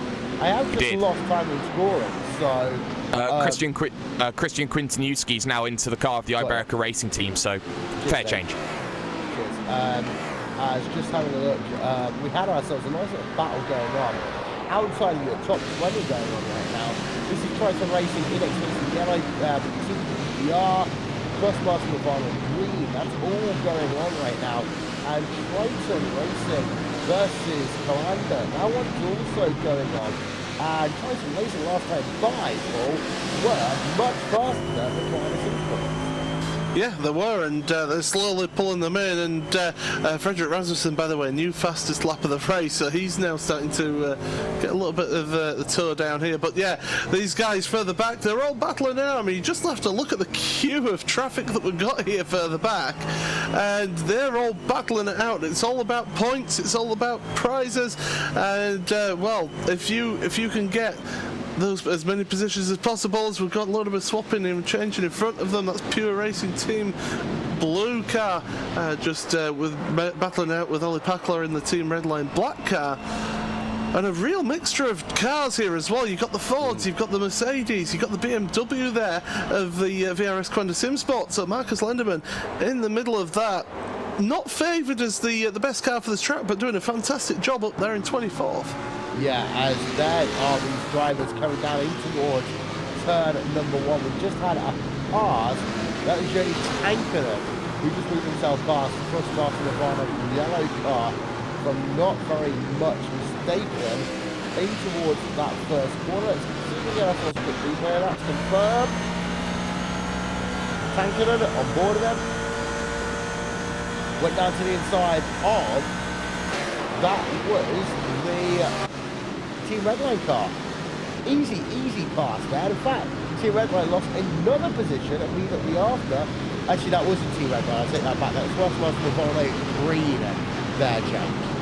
Yeah, it was, and Joni Takkanen did a very, very good job in that Glacier Racing car. And well, there's a lot of high potential surrounding the driver of Joni Takkanen. We saw what he did at the World Cup of iRacing, and he really dominated for Team Finland there. So there's a lot that could go on there for that Glacier Racing team later on in this season. But for the moment, that massive train coming in. We do have a car coming in. That's MSP Phoenix Racing here. Lucas Jedstat, first of the real main runners here to really make that stop here, Will. And coming out of what was in and around that top 10 pack, you have to feel Jedstat making the early change. Yeah, let's have a look then on board of him. He is going to stay inside that car for just the moment in that MSP Phoenix Racing car. They're one of the number of teams that changed name. They used to be called MSP Drivers Home. They're now MXP Phoenix Racing. Same way that Evolution Racing team used to be called Evolution Racing Australia. Not aligned with Phoenix Motorsports. No. Confusingly. And out and away then will come Lucas Jedstat. 26.9 seconds on the stop there. Total pit lane time of 52.7 seconds. Yeah, a lot of people doing some early changes. And what's your opinion on this, Will? See some drivers coming down on the pit lane. That tells me that they really pushed hard through this first stint, the fact that they're pitting so early. I don't think I like that, because while it's easier to make up spots in the first stint, it's also a lot easier to save fuel during that first stint with everyone packed together and so easy to obtain draft. Now you come down pit road a little early, and if you have to save fuel, let's say you come out of the pits and you're nowhere near any traffic whatsoever, I don't think you're necessarily going to be able to save the fuel you need to be able to hit that hour mark for the final 2 stints to get to the end. Yeah, I agree on that one. Go on, Paul. I was going to say, can we just also take into account the weather conditions as well? They're a little bit cooler. leader's It's the leader in. Yeah, leader's in. This is early. So this is what you were talking about earlier on, Randy, as both the Evolution cars are on to pit road right now. They're 5 minutes short. They are, and that's a long way to try and regain time. I mean, yes, we had a pace lap, but I was half a pace lap here, Randy. All of a sudden, Evolution Racing, yes, they've led the laps here, but they now have to be in fuel save mode to gain 1 lap per stint. What they just did was they just gave Core Sim Racing this race win if these core guys can keep up what they're doing, because that's just way too early. Because you're gonna spend about 2 minutes on pit road, yeah, but then you're gonna see yourself about an hour and 1 minute stint, hour and 2 minute stint somewhere near the end of the race. Basically, they're gonna have to save the second and third stints here, which is while I like them pressuring Frederick, I didn't realize they were using quite as much fuel as they were. My opinion, using up that much gas that early, basically neutering yourself for the rest of the race. Not a good call at all, in my opinion, strategically. And also, one of the Evolution cars, Paul, overtakes the other one. Yeah, so a long pit stop there for Andrew Carl, 37.4 seconds compared to 30.2 seconds of his teammate. So 7.2 seconds slower, and when you've been looking at the pit stop times of others around 28, 29 seconds, that's quite a long pit stops there from them. So obviously maybe some damage, or maybe just something that's not quite as quick as possible. Maybe having to take on more fuel, I don't know. Well, I did note, I just highlighted some damage to the Evolution Racing Team 28 car on the left-hand side of that machine. So that might well be a little bit randy, but these guys now that are just working themselves through Curva Parabolica, they've now got 1 more lap to do before they're kind of almost in the ballpark like Dark Contigo. They're coming in early as well.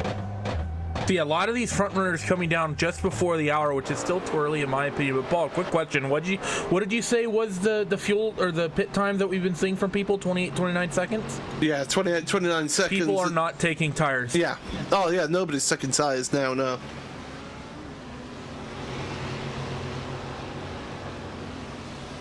There is Dark Contigo on pit road with Heza Cecilia doing his first pit stop of the day. You've also got Jim Racing Black with Sebastian Dunkel behind the wheel of that car making their first pit stop of the day.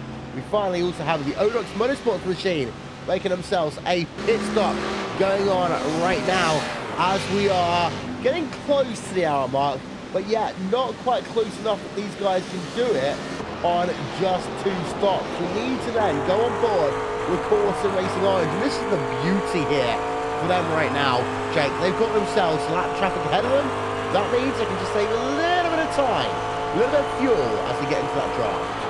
Yeah, they can here, and that is the pitted car of Iberica Racing BenQ. That's Adria Perez getting out of the way then of your race leader, Frederick Rasmussen, in that Core Sim Racing orange machine. You can see goes through there the corner of what was Ascari there, doing a very good job of just keeping the car there steady. You can see hitting 250 kilometers an hour, looking to try and find a braking marker here, maybe get up to that Glacier Racing car of Joni Takkanen just ahead, rounds the Parabolica. The question is, will he come down onto pit road this time by?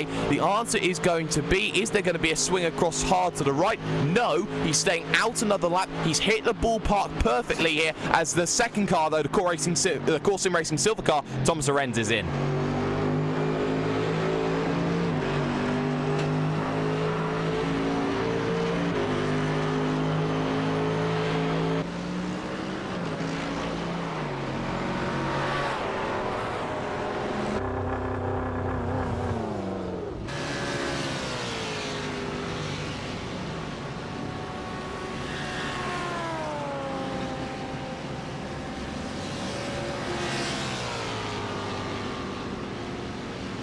Yeah, so now's the time. They were all trying to squeeze it out, and I tell you what, Fred Rasmussen, we saw early on the pace that he had and was able to just pull away at the start. But to be honest, was that a case of he was also lifting and coasting right from the start, but just had the inherent pace in that car? And well, if that's the case, and you're able to fuel save from the get-go, then you will get yourself to that hour mark, because he will be hitting that mark coming in. I expect him to come into pits this time by.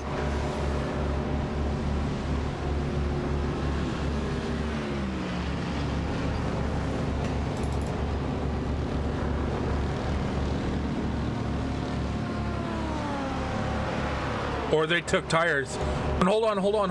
Or they took tires. Course Sim Racing Silver. If they did a driver swap here, if Jan Kuru is planning on staying in the car to the end, you'll want to take your new tires now and not at the second stop. This might just be fine. It might pan out over the course of the run.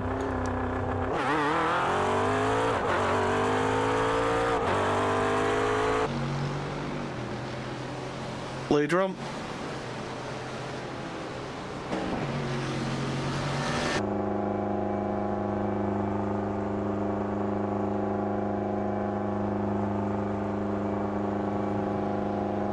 Yeah, this is it. This is the important fuel stop now.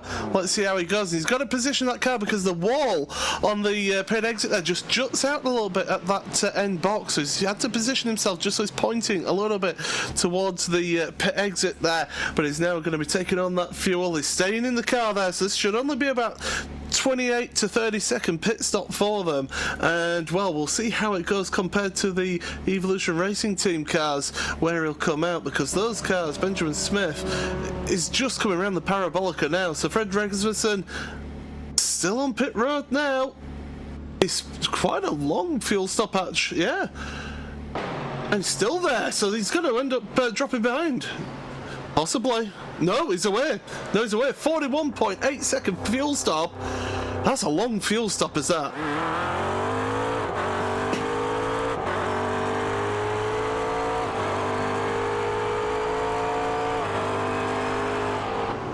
That's, yeah, I don't know what's gone on there. Maybe, well, it won't be a speeding penalty because that's a 15-second penalty, is that? So, yeah, I'm confused by that one, to be honest.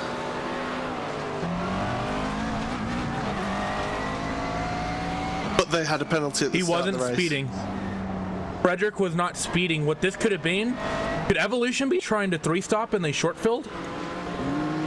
No, maybe, just maybe that was it. But I'm just thinking that Nirvana Yellow now lead this motor race because they haven't yet pitted, and they're one of the only teams that's been able to clearly go over the 1 hour mark. They can see Stefan Muschler. They've done an hour and 2 minutes. It'll be an hour 3 by the time they're coming towards pit road landing. Yes, they're not necessarily going to win this race, but they are going to gain some positions here. Yeah, the way the strategies are working out is really crazy here. It's just, God, everything's just insane right now with what we just saw through that first stint. We saw teams doing driver swaps, taking tires, some people not taking tires, people doing three stops. That's the only thing I can think for Evolution Racing Australia right now, is the fact that they pushed it as hard as they did through that first hour, the fact that they stopped so much earlier, and the fact that they come out ahead by so far of Frederick Rasmussen and basically the entire rest of the field. I think all these guys near the front have to be trying to push for a three-stop somehow. I have to say, though, somewhat bluntly, it's not going to work. Yep, as Nirvana Yellow are now on towards pit road to make their first pit stop of the day. As you can see, now leading the way right now is the Evolution Racing Team number 27 machine. Benjamin Smith leads this race then by 3.4 seconds almost over Lucas Shestak in the MXP Phoenix Racing machine. It's worth noting, we have no idea what the situation is going to be long term.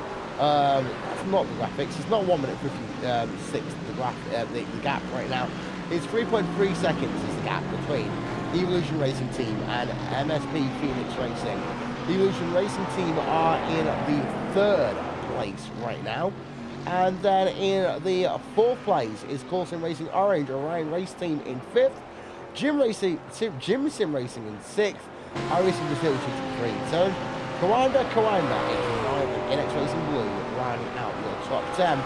We're going to step aside for a few moments here on Racesport TV and on iRacing Live. We'll be back with more after these messages. We'll take you Racesport TV side by side.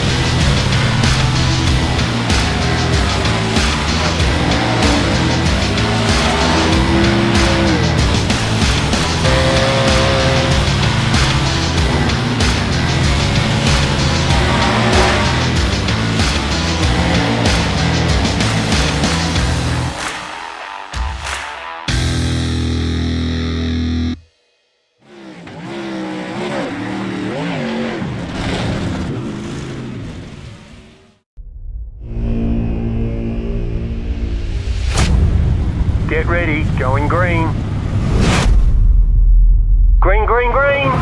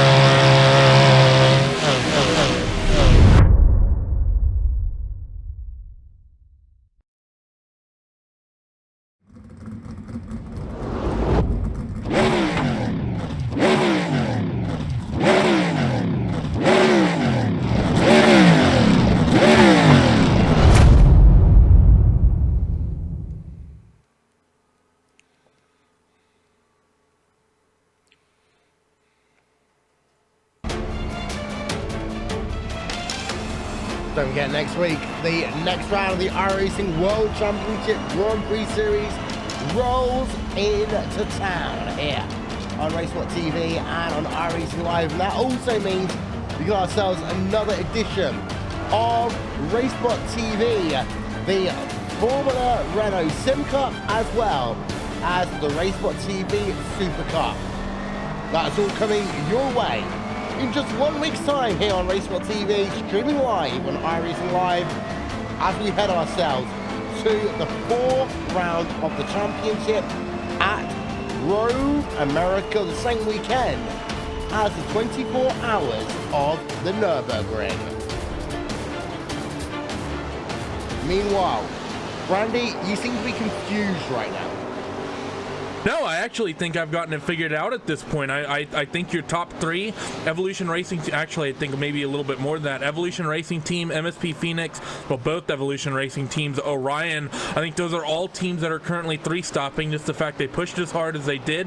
And, I mean, yeah, you could argue that maybe Evolution Racing Team was better on pit lane than Core Sim Racing Orange. I don't see Frederick Rasmussen losing 11 seconds on the pit road. I think it's just flat-out Evolution Racing Team. I think this is what they did. I think they probably started on full tanks. They gave themselves the option of, okay, we're thinking about doing a three-stop, but if we can save the fuel, if we can really push, we can either decide to save and just do a relatively strict standard two-stopper, or if we want to, we can do a three-stopper and have the first stop be ultra short. I think that's what they saw in that first stop to be able to stretch the gap. And Jake, we did see the Core Sim Racing Silver car be tagged again in the rear of the Dark Antigua Racing Team car. Yeah, that's not what they want here, and it's the second time they've had that little tap towards the rear into turn number one. It's just something that's keeping them awake, keeping them worried here, and the problem that they've got is it doesn't matter if it's your fault or not. If you're collecting those instant points, they are going to start getting yourself together before you get yourself in towards the penalty range here, Will. So in terms of what Core Sim Racing Silver are thinking, you know, they've got to be incredibly worried here about Hayter Cecilia behind them, and especially with Ollie Pakala just ahead there of the Team Redline Black car, who's managed to get through in that situation. It is not exactly the easiest place for a Core Sim Racing Silver fan to be. It's not. One thing also, Paul, worth noting is that Matthias Egger in the Orion Racing number 9 car, he's clearly on a free stop. He came in 45 minutes into this event. No umming and ahhing, he's clearly on a free stop now. Absolutely, it's 13 laps. It's 13 laps into the stint now. So Orion, they played their cards early. They showed everyone what they were doing, and they obviously think that this is the quickest way to go racing. Their pit stop was a 28-second pit stop as well, so took on quite a bit of fuel, but obviously started a little bit lighter possibly, or maybe had it full fuel and just give themselves that option of seeing whether they want to have a shorter starting stint, or have that towards the end of the race. There is Matthew Zego running himself in P number 5 right now. Behind you got Jim racing black and white. Jim, look how they got pushed around a bit like the Dodgem 3-1 earlier on, Paul, earlier on yesterday even. But they settled themselves now down into P number 6. Yeah, my back hasn't forgiven you for that, by the way. But yeah, definitely, Jim. Yeah, getting a little bit pushed about, a little bit beaten up, and you know, Sebastian Dunkel is not usually one for taking things lying down, but obviously just taking it easy, thinking about the long game. They're in 6th place at the moment. They're in the draft of the car in front as well, that Orion car, so they're in a good position in terms of playing out that long strategy. But look at that VRS Quanta SimSport car in 7th place, just 8 tenths behind Mitchell de Jong, and Matt Backham not that far away either. He's 6.5 seconds behind this little group. Is this the quiet little charge, Paul, of the Quanta cars? Not getting in the way, not doing anything crazy, but just getting themselves into position, because actually they are to the good. In fact, they're 3 laps to the good of Evolution Racing, Phoenix Racing, and Evolution Racing 28. So they're going to get themselves ahead of a Orion race team as well, as it stands. So this is going to be Quanta SimSport, maybe up into P number 4. Orion, by the way, with a big twitch coming out that Rettifilio chicane there, and yeah, that's a little bit of heart in mouth moment there, but well under control there. Just having to go a little bit of a defensive line there, though. Try not to give give Sebastian Dunkel the opportunity into the De La Rogia chicane. So definitely, as you said, of course, everybody so far of these top ones haven't taken any tyres. The first ones really they've taken any tyres with Core Sim Racing Silver and Dark Contigo Racing Team. So they're the first ones on our leaderboard, 12th and 13th, who have taken tyres. So interested to see how it goes in this middle stint now with those fresher rubber. Whether they're able to push on, or are they getting stuck behind Team Redline Black? You know what, Randy? I'm having a look at the Orion Racing car and others, and I'm thinking, you know what? They're being ballsy for that first chicane. You've got to remember just how little downforce these cars all run at Monza. It's not going to be like Spa, when we see a couple of drivers going low downforce, a couple of going medium, a couple of going high. Here, everyone has to go low downforce. Simple as that. Absolutely right. I mean, here at Monza, you basically you trim the wing out as far as you can, and really, this is your meter is basically how comfortable does the car feel through the Ascari chicane, and really what is it doing to the rear tires over the course of the stint. It is a little bit of a balance, but really you're basically tweaking between the lowest downforce setting and maybe the second lowest downforce setting. Is basically your adjustment range in a lot of these cars.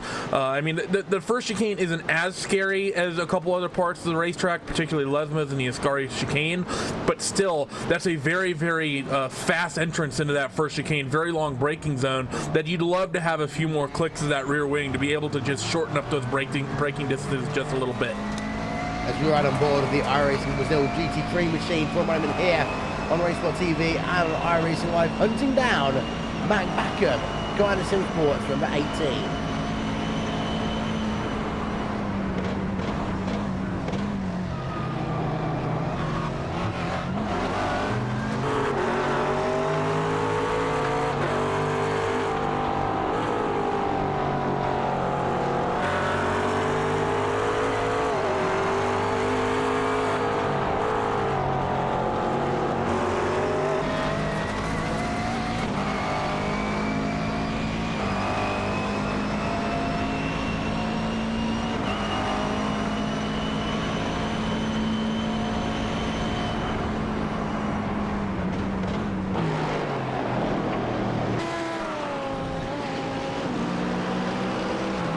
Staying behind then is Quanta for the moment. Sorry, iRacing Brazil GT3 for the moment.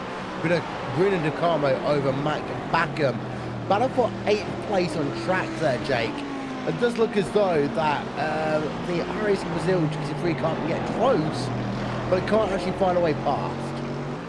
Not at the moment here, and it might be a case of Bruno Ducamo's trying to save fuel in this situation. It might be a case that he's just trying to see what exactly Matt Backham has to offer in terms of the racing. It's a 146.9 here that the pair of them have both done. That's not bad by any stretch of the imagination. That's about the same times that Frederick Rasmussen's doing, just ahead of them. So in terms of pace, that's not going to be an issue for them. The issue is going to be whether Bruno Ducamo feels comfortable there in that iRacing Brazil GT3 car behind Matt Backham's VRS Grand Sim Sport 18. I think that's what we're seeing. I also want to make the point here, Will, that the battle, when it comes down to it, is going to be the case of Evolution Racing Team 27 and whether they can get about a minute, shall we say here, on Course Sim Racing Orange. They are racing at the moment at about half a second to a second a lap quicker. It's going to be touch and go come the final few laps.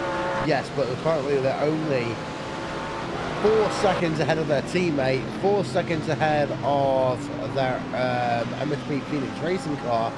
And when we compare it back to anyone that's going to actually maybe take away this race victory of them, only 15 seconds back, Randy, and that's a lot to try and do in an hour here. And I think that realistically, Evolution Racing have got to hope that they get themselves some good tyres that will last a long time and will enable them to go for the race win in the last 15 minutes.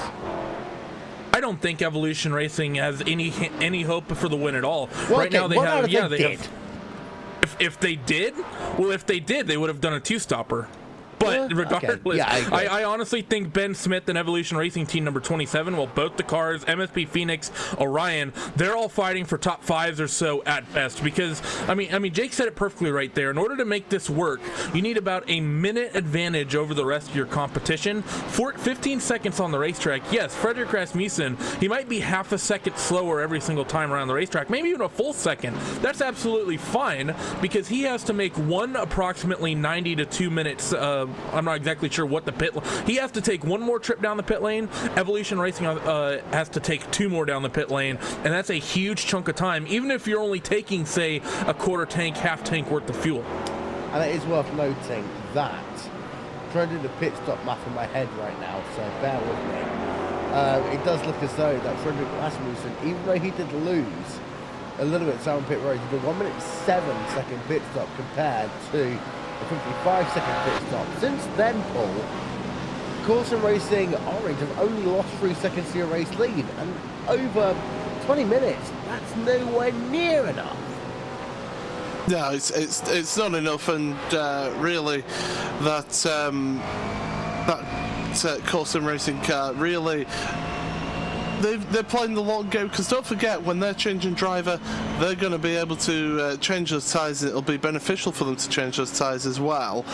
Fresh tyres, fresh driver, they'll be able to just absolutely put the pedal into the axminster, to really give it some in that final stint, and be able to push on and, well, really just show what they can do with that car.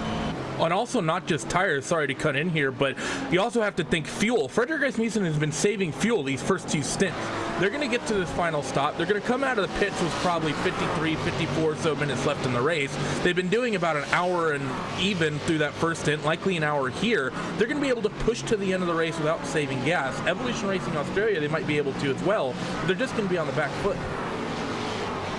Yeah, indeed so, as we are getting close to halfway here in the first round of the Blancpain GT Series on eSport TV and on iRacing Live. Have a look down the field a little bit, and we have got ourselves a nice three-way battle. I'll say the top 30 going on right now, Jake.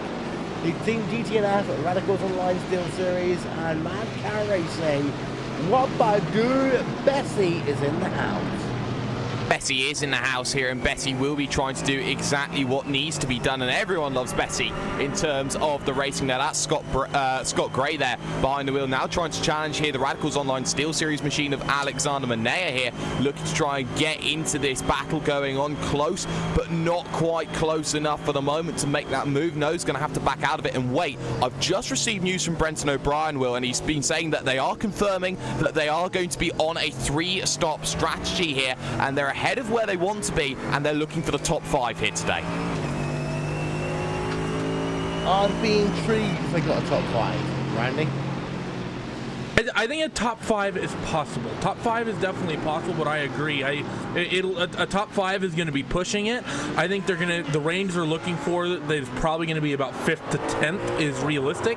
Honestly, this has been a spectacularly clean race. A lot of the cars we have laps down right now are either just solo incidents or really just people just flat out falling off the pace, maybe even a couple technical issues. Haven't seen sort of that big incident strike anywhere up and down the field yet. Possible that we might see some people start fighting really hard amongst your leaders and maybe see a couple of them drop out. I think they're showing good pace for the strategies that they're on, though. I mean, certainly they're doing what they want to do about as well as they possibly can. I just don't think it is a correct call whatsoever. See, I still think though, Randy, that if we're going to put this into perspective, what the Evolution Racing team need is for a situation where lap drivers affect the front of the pack, you know, cause them to maybe trail behind them throughout the entirety of the Sky chicane. Do the road and lantern moment. We don't normally get road and lantern moments here at this track compared to road and lantern. You know what I mean? Well, yeah, but and the thing is that what you're hoping for in terms of traffic is the effect of, say, a prototype being trapped behind a GT car going through the S's at Road Atlanta, where that prototype, compared to his competitors in class, probably going to lose some in the realm of 4, 5, 6 seconds all the way down those S's. Frederick Rasmussen and Isaac Price in that core sim racing machine, they're not going to lose 4 seconds with traffic anywhere. Really, what Evolution Racing Australia needs, and they're not in, I keep calling them Australia because I'm stupid, but regardless, what they need, and they don't happen in this championship, they need a caution, and we don't get cautions here. Without that, they're just sort of, you know, like Brenton said, they're shooting for top 5.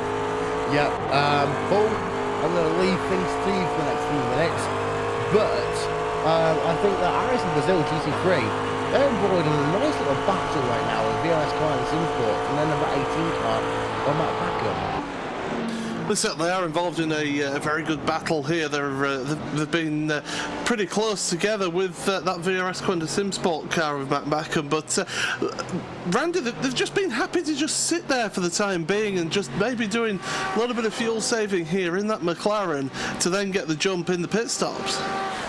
This is what you get at Monza, Paul. It's just, especially this phase of the race, you're in the middle stint, you know, you're about to hit the 90-minute mark, 90 minutes left to go. Gaps have already started to form. Really, what would you have to gain if you're Bruno De Carmo really fighting with Mac Backham right now? I mean, the next car up the road is a lap Thrustmaster car, then you have a Vortex car, then you get to Mitchell de Jong. You have about a 9-second gap, 10-second gap that you'd have to try to reel in to Mitchell de Jong in that number 8 machine. And if that would just put you so far off strategy, it's not worth trying to fight with Mac Backham. You're actually better off just actually trying to find the time in that final pit stop, saving gas behind him. It is almost, lack of a better word, somewhat boring when you reach this phase of the race, especially at tracks like this, because drivers and teams realize there's not much point, not much to gain, just going you know, hell bent for leather, trying to push as much hard as you can, trying to fight for every single stop. You basically just sit, you just cruise, save gas when you can, try to have as short of a final stop as you can, and try to be able to go that final 50 some odd minutes without needing to save fuel.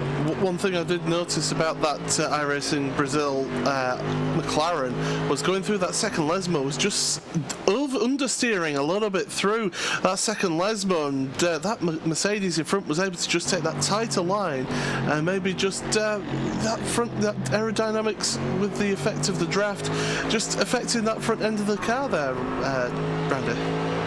little bit of aero push, but it's also interesting to note that McLaren traditionally has always struggled with downforce, and that's something we've seen a lot, Will, that McLaren has really struggled. You think about where we've seen that McLaren be competitive, not only in this championship, but in other GT championships as well. Tracks like Daytona, tracks like Monza, tracks where that McLaren can really stretch its legs. You take it to most other GP circuits, it just doesn't have the front grip, even in clean air, nonetheless dirty air, to keep up with a lot of these other higher downforce cars like the BMW, the Mercedes, the Audi. Yeah, and this was what really signifies the balance of performance of these cars. The fact that, yeah, the McLaren is the fastest car in a straight line. You give it a lot of top range, high speed, but you just see that they do struggle a little bit in the slower corners. We just have a look on board with Mitchell de Jong in a Mercedes right now versus the Gym Racing black car in a McLaren. And well, they're kind of identical right now. Of course, the dirty air coming into play for Mitchell de Jong in the number 8 machine. The exit though of the I've just made a new corner name up for myself. There's my number 2 towards the Ascari chicane. We just noticed that the Gym Racing black car just ekes its legs out on the corner exit pull. And that's the reason why Mitchell de Jong's struggling so much to get past. Yeah, he's just able to. But again, as me and Randy were just saying there, that strategy. You know, he's got what 3.5 seconds in front of him to the next car, so he'd have to get the. He'd have to compromise his fuel strategy and things like that to be able to push forward towards that next car of the 5th place Orion car. And plus, that Orion car is going to be coming in very soon. And really, you know, they're able to just keep on pushing, keep on going in this car. I mean, you're looking at about 35 laps if you're doing a 1 stop or 2 stop hours. Oh, Mitchell de Jong says, thank you very much, I'll take the position. Yeah, moving up into P number 6 then, does Mitchell de Jong in the number 8 machine, Jake. Yeah, and that's a good move there for the VRS Quad Sim Sport number 8. We were seeing Mitchell de Jong was running out a little bit longer as well, so they could easily be on that 2-stop strategy as well. That will be something to keep in mind, because from where they started, they've kept themselves really quiet through that opening stint. They actually could be in a situation here where they are fighting for 2nd position overall in terms of the racing. They've got to be careful about how they play their cards right here, but, you know, they were a team that were all conquering in terms of Blancpain qualification. I wouldn't be surprised to see them do very well. Who Mitchell de Jong will change into, that's going to be another question. Normally it's David Williams that comes into the car, and we do know in terms of a Formula Renault, Will, that David Williams does have a tendency to find the barriers, shall we say. We've seen it before with Nesta Garcia Jr. I don't want to be 2 for 2, but it could happen. It could well be the situation. It's Bruno de Carmo brought behind Matt Backham. This is the other way around then. iRacing Brazil versus Coanda Sim Sports going on, Randy, as Coanda seems to be struggling in the straight line compared to the McLaren and the exit of the Ascari chicane. A good run by Bruno de Carmo. That might mean if he gets a good run through Parabolica, he might get the move done towards turn number 1. Maybe, but I still think that I think Bruno de Carmo. What do you see, Jake? A bit of an MSP Phoenix Racing on pit road. Lucas Jed's that's an hour and a half, and they're fully committed here now to a 3-stop. Yeah, back to you, Randy. But, I mean, going back, talking about this iRacing Brazil fight with Coanda, I honestly don't think that Bruno de Carmo is going to push Mac Backham whatsoever. Paul and I talked about this when he stepped away. If you look, I mean, they're 80% down the straight, and you see that McLaren just lifts out of it. Bruno is at that phase of the race where he wants to let the strategy work through. He's in a position on the racetrack where he doesn't have much reason to fight. He has no pressure from anyone behind, and even if let's say he were to get around Mac Backham, he'd have to make up an 8 to 9 second disadvantage over Sebastian Dunkel fighting through clean air. It's a lot better for him just to sit behind Mac, try to save fuel, and maybe you can make up that 8 to 9 seconds in the pit lane somehow, as opposed to trying to force it on the racetrack and maybe compromising your final hour of the race. Yeah, as you just noticed the fact that we have got ourselves iRacing Brazil still behind Coanda Sim Sports, so at number 18 machine. Paul, talk us through it. Well, I was just going to quickly mention that MSP Phoenix Racing, their pit stop, they did take tyres as well. So basically, those guys, they didn't change driver either, so they didn't take that opportunity to change driver. So obviously, leaving that to their final pit stop. But yeah, iRacing Racing Brazil, Bruno De Carmo all over the back end of that Mercedes through the Escara chicane as they go now. Oh, and he's round! He's gone round there on the exit of the chicane! Able to keep it out the barriers, but Jake, that's a dramatic moment for them. Big high mouth moment, and well, Inex Racing Blue, they'll see that happen and think, thank you very much, I've got a chance of a position here. Yeah, and well, the problem that we saw there was Bruno De Carmo took too much out of the final part of the chicane. They clipped the little sausage curb that you see, that little black and yellow curb that was there on the exit of that final corner. That spin there was enough to turn the car around, and is now enough to say that they have lost a whole ton of time. And there is Simon Kittel just behind it in the Inex Racing Blue, recovering from what many suspect to be a drive-through penalty, shall we say, or a stop and hold for 15 seconds for speeding in pit road. So for Inex Racing Blue, opportunity knocks, but you know what? It's 8th position still, though, for iRacing Brazil.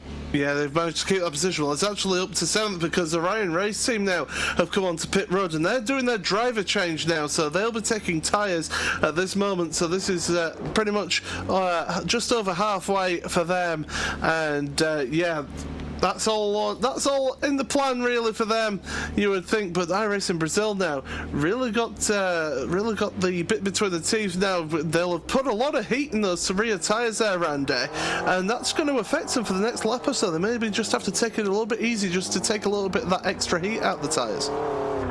Absolutely right. I mean, that half spin, I mean, they're going to be slow, let's say. The main thing that they're going to fight actually isn't necessarily this lap, but because these guys are running the car so trimmed out, how the car actually responds over the course of this next run, because you don't have a lot of rear aero on the back end of that car. Rear tires are going to want to slide around. If they're already overheated, the car is going to want to slide around even more, and you just almost get kind of a domino effect of it can just get worse and worse and worse trying to hold on to that machine. That said, that time through Ascari, Bruno De Carmo looked very well planted. I think he's already got that machine basically hooked up. But talking about MSP Phoenix here, Paul, I think you mentioned something. If they took tires already, why would they have not done the driver swap in Loki's Jetstat? Because they're going to be looking to have a relatively short final stop going on this 3-stop strategy. They're going to want to have 3 stops of equal length that are overall shorter, the longest one being the one where you take tires. Certainly the one where you take tires is where you'd logically want to do the driver change, because you get the extra 28 seconds of taking off 4 tires. That's it. That's what's maybe just confused me a little bit, as behind the iRacing Brazil car, you've got side-by-side action, and it's Iberica making that move. Iberica Racing bank ahead of Dark Antigua Racing Team. Jesus Cecilia, it's not been the best of races for them so far. Started 5th and they're down now in 11th place here, Andy, and it's not great for them. But yeah, just going back to the point you make there about that team. Yeah, I would have thought the smart thing to do would get your driver change done at the same time as your tyres, and get yourself the slow pit stop for the final, the quick pit stop for the final one. But now you've committed to having a longer final pit stop because of the driver change. The only thing I can think is that they're in their final stop, and this actually might give us a bit of a window. 27 on pit road, and I was just about to say this might actually fall in line with them. Interestingly enough, Andrew Call not on pit road, so that's definitely interesting in that regard as well. But just talking about that, that would mean that they're looking to take at least 25 seconds worth of fuel in that final pit stop, because the driver change takes 25 seconds here. And if you're taking less than 25 seconds worth of gas while you do a driver change, then you're just costing yourself time. Surely you would have had to short pit it to a certain extent here, maybe underfill the car to at least get yourself to that 25-second threshold for the final stop. Well, Riley Preston now is getting into the car, back up and running, 35 seconds, and not taking tyres again. Here, our Evolution Racing team Riley Preston getting underway now, out the pit road, off the limiter, getting back up to speed. He's going to slot in behind the Odox Motorsport Samsung car. So down in 13th place from the lead there. And yeah, so Evolution Racing Team though with the 28 car, Andrew Carl in the lead. And Jake, how long we're looking at now for them? Because do you think they're going to be next lap, or have they managed to do a little bit of fuel saving this stint? I think the thing that you have to remember with Evolution Racing Team 28 is they took a bit more fuel in that opening stint, so they could go a little bit longer and decide that now's the time for them to short fill. I wouldn't be surprised to see them come out relatively even with that Evolution Racing Team 27 car. I see a lot of traffic ahead that's going to be difficult for them to pass, and you can see they're going to stay out another lap here, will Andrew Carl's car in the Evolution Racing Team 28. So I think this is where there's a small divergence in strategy, but we do know that they've taken on more fuel than they thought previous they could. Well, Sebastian Dunkel less than a second behind. VRS Quantum Sim Spot with Mitchell de Jong, third and fourth place. Of course, pit stops going on here at the moment, and we've got a real interesting battle now. Look at the queue of traffic behind that iRacing Brazil car. And Randy, you know, we saw that spin, and it seems to be affecting them because they've got a whole queue of traffic behind in their draft. Yeah, I mean, you have Simon Cattell of Innext, and you get the Core Sim Racing silver car, which we still think may be in for a shot at the win potentially. Audra Perez and Iberica Racing, Dark Contigo, JCL, Apex, Odox. You basically have the queue on the racetrack right now is forming up behind that iRacing Brazil car. And actually looking back, Gene Kudu and Core Sim Racing silver coming under attack from Audra Perez and Iberica Racing. BenQ, Iberica goes to the inside, and Core basically gives it up going into that first chicane here. Very smart racing, I think, from Core. They realized they went with the long strategy on that first stint, taking tires, taking the driver swap. They know that for all these guys that didn't do either of those things in that first pit stop, they're basically going to leap ahead of them pretty much regardless of what they do. Well, yeah, looking at that, leader still out on track. He's going to be heading down to the Parabolica, and it's going to be interesting to see when they do make the pit stop, because of course that first pit stop for the 28 car, the Evolution Racing Team, now leading car, 37.4 seconds, so they were a little bit longer in that pit stop than their teammates who have been in on the last lap. Yeah, I want to tell you one thing as well here, Paul. I think that this entire battle between E number 7 and E number 12, they could all end up in any position in that mix right now. I've got a feeling that pit stops this time around are going to be so crucially important, and the bold guys are going to try and take a driver change without a tyre change, in my opinion. And that's when you really put faith into the drivers here, because they're going to go out on rubber on a track surface that they don't know about and have to deal with scrub tyres. And well, that's exactly what Riley Preston is doing now. They didn't take a pit stop in that last pit stop, so didn't take a pit stop in the last pit stop. Didn't take tyres in the last pit stop. Do you know what? I'm so excited about this race. It's fantastic. It's the first round. It's the beginning of the championship, and look at this pack of cars all together. 5 cars together going down the main pit straight. It's great. Fantastic. You just noticed that ahead of Riley Preston, Hezza Cecilia, of course. Got this 5-car battle going on in towards turn number 1. On board then, a few corners with Audra Perez, the Iberica Racing bank car.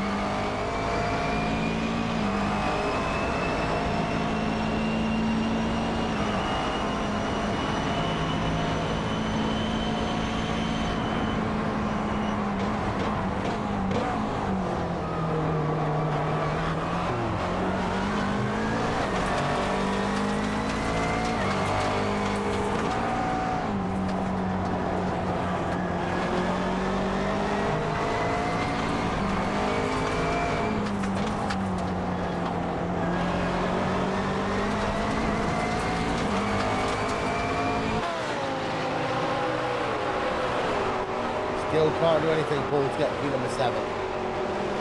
Yeah, they're there at the moment. They're with it. You looked at how much those cars moved about in the Del Roger as well, on the exit of that chicane after bouncing over those curbs. Well, out the Escara chicane now, down the straight. And well, look at that.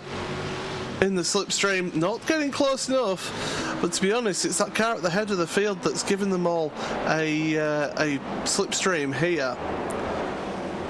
And it's going to make it a little bit more difficult to be able to do any moves when your car in front is also getting that slipstream. But here they go then, down the pit straight they go, across the timing line for another lap. We're on to lap 57 for these guys. An hour and 19 minutes left, and just a little switch outside, but look behind the JCL's Apex Racing UK car, Jamie Fluke, down the inside of Cole Sim Racing Silver.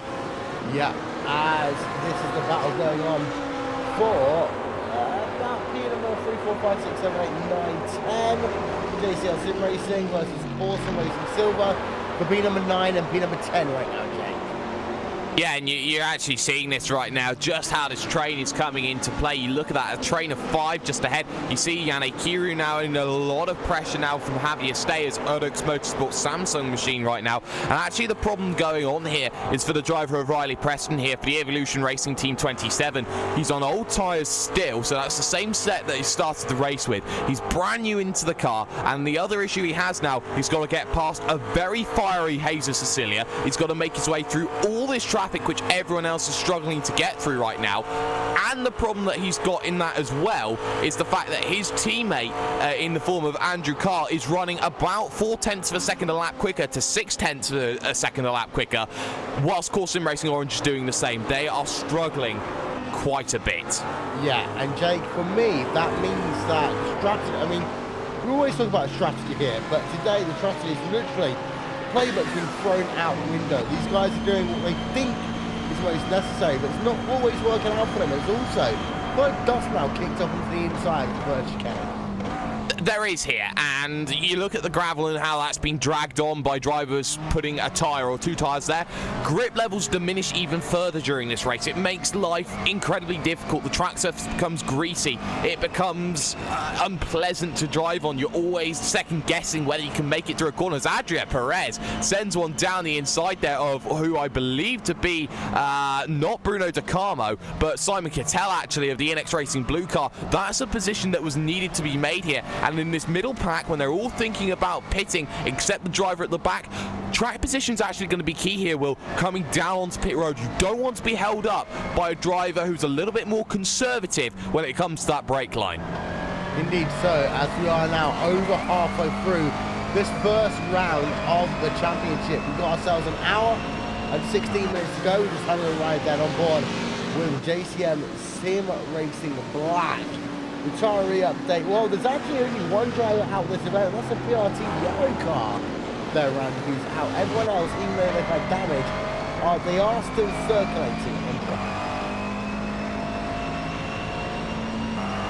And not a lot of attrition coming through in this race today. And really, I mean, you talk about that incident with PRT, Will. That incident and that race-ending damage, I mean, that came off of teammates. Everyone up and down this field, we saw the grid size coming into this season increase by 10 cars. Everyone, I think, overall, been playing very nicely, even with the extra traffic out there. Yeah, indeed so. As we just had a look, NX Racing Blue, Simon Kittel versus the driver of America Racing Red right now. It's that scrap going on for P7, P8. Jake took us through then these first couple of sectors on board as we go now with NX Racing Blue. Yeah, you can see here from NX Racing Blue, they're a little bit further behind here, heading towards turn number 1. They lost quite a bit of time. You're going flat out here. This is the point where you need to be absolutely 100%, 270 kilometers an hour. Hit the brakes. He's very early. He's saving fuel then as he has to lift and coast. A very light brake before a heavy brake into this first chicane, the Variante del Rettifilio. Here you can see it's a right, then a left before you get the power back on. Of course, this was changed in 2002, I believe. No, 2000 it was. To get itself back into safety line. You can see Curva Grande, a very fearsome right-hander. You don't want to be running too wide there before you hit the second chicane then here of what is the Variante della Roggia. Then another left-right here, about 100 kilometers an hour, really trying to tack those curves. And you can see every driver trying to take a little bit out as they head to Lesmo 1, Lesmo 2, another corner that's going to be a big key around here as you see 180, 200 kilometers an hour back on the brakes again as they head to Ascari. Say that, Randy? Leaders are on pit road. Andrew Call and Evolution Racing Team number 28 are in the pit lane. Well, there we are, running on board of them right now. Randy, talk us through it. Well, Andrew Call's coming down onto pit lane, coming up to his box. I have to say there'll likely be a driver swap here, though that said, we're expecting one more short stop, and yes, there is going to be indeed a driver swap here. Andrew Call getting out of this car, and let's see who's going to get into it. Looks like it's going to be Simon Fiegel getting into that 28 machine. Now, this is going to be the interesting thing. Will they take rubber during this stop? We know that during the first, their teammates stint at this or pit stop in the middle of the race, they did not. They did a driver swap. They also did not take tires. That was about a 35-second pit stop, and tires by themselves take about 28. So even if they did, they would have only taken a few laps of fuel. Looks to me that car is actually, no, I take that back. The car does get jacked up, but he was revving the engine. I think they may have taken tires well without intending to. Yeah, indeed, as we're just having a look, that's a very long stop for Evolution Racing Australia. So Evolution Racing team, Simon Fiegel even, 48.6 seconds out and away, Jake, for him. That's a long pit stop, back out on track. But I think it's the right decision in this situation. You look at where they were in terms of track and the times they were doing. There's a massive train in front of them that they didn't want to be out of, that they didn't want to be getting involved in. As such, though, they are stuck amongst the likes of Yoni Tamala's Inex Racing Red. They're stuck behind Erdux Motorsport Samsung here. But the crucial thing is, it's not as much traffic as they would have been in if they hadn't have taken the tyres. So I think it's a good decision here from Evolution Racing Team. It means that they can only go in and take fuel in the final stop that they have to do with this event, and I think that it is going to be one of those things where they are doing a very, very good strategy call, in my opinion. But they are down in P number 5 right now, and we're not quite at the second hour mark. And well, Paul, that's going to be the date here quite often in this series. Balance of performance and how these guys do on a fuel strategy. As just having a look now with Varney Red. First of all, from Varney Red. Hunting down Team Nirvana Yellow. And the gap between them is allegedly only 3/10 of a second. But I think that's more than 3/10 of a second between P number 9. So P number 21 and P number 22. Yeah, looking down towards the Ascara chicane, the two Thrustmaster cars, different models of car as well. So it's the McLaren and the Audi going down the back straightaway, heading towards the Parabolica. And this battle is 20th and 21st actually, as they're going into that Parabolica now once again. And Tommaso Carla trying as he may just to get past, but for the time being just sticking that line. Just look at the tighter line that the Audi is able to run as well compared to that McLaren as they head down pit straight now. And well, he's in the slipstream, not really running that much faster though. That Audi just doesn't quite have the legs of that McLaren. No, and we did see though yesterday, Paul, just how much these LMP2 cars that we saw pull away from the competition, which is outstanding. But even here today, we've noticed there's a difference in the McLarens, the Ford GTs, the Mercedes, and the Audis. You want to talk about that one a little bit more? Can do if we want. It's I bet Randy would actually be the better place man to Randy. Discuss that. Go on, Randy. You know you want to do it. Am I just going down the technical details of all the cars? All right, so let's start with your Mercedes. Mercedes-Benz, German engineered, very heavy. Think about this car basically as a downforce car. The original version of that Mercedes AMG GT3 machine was very much a top-end car. This version of this iteration of the car, the new 2017-2016 spec, a lot more aero logged onto that machine, bigger rear wing, not quite as quick down the straightaways, a lot better through the corners. BMW, somewhat similar situation. A lot of aero on that car. It's really famous for how much aero it had. Always been traditionally bad here at Monza, even in the real world. Basically, your biggest ratio of downforce to top speed. Look for those cars to be quick at tracks like Spa, slow at tracks like this, is what we're seeing today. The McLaren MP412C, the one we have in the sim, is iteration 1. Slightly lower rear wing, as Vendaval apparently getting themselves into a situation on the racetrack. Jake, what'd you see? But it's Parabolica where the incident happened, just took too much out of the curb and then was looped around in a very dangerous blind spot. It was nose on into the wall, tried to reverse out, had to do the 1,000,000-point turn, and that is very, very scary the way it was going on. And actually, a car did get caught out in all of that, and that was Iberica Racing BenQ there. That's Adria Perez, who actually took a tyre barrier there at what was that corner of Parabolica. That was the last thing that he would have wanted in that situation. Well, there's a replay then up from Benidorm Sim Racing to show you what happened as well, Jake. That's one of those things is that sometimes in this series, there are people that are taken out, for instance, not of their own, but Live Race Control will be looking at that. They will be here because it's a case of an unsafe rejoin here, which is the question. Although there was no perceived contact between the others, was there avoiding action for the driver there of the Iberica Racing BenQ machine enough there to take them off of the circuit for one, and B, put them into the barrier for another? Had that car not been there, I doubt we would have seen that incident. So it's a case of how the stewards view this. Is there an at fault, you could say, for Vendaval in the position their car was in?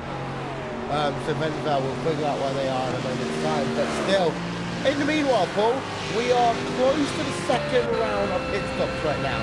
Those guys that are on a two-stop will be in about 8 to 9 minutes time. The other guys, well, they've already been in most cases for their second stint in this game, so they are now in that situation where they are getting themselves ready for their third stint in about 30 minutes time. You've got Apex Racing UK. We've got Motorsport on pit road and Iberica Racing Bank all on pit road.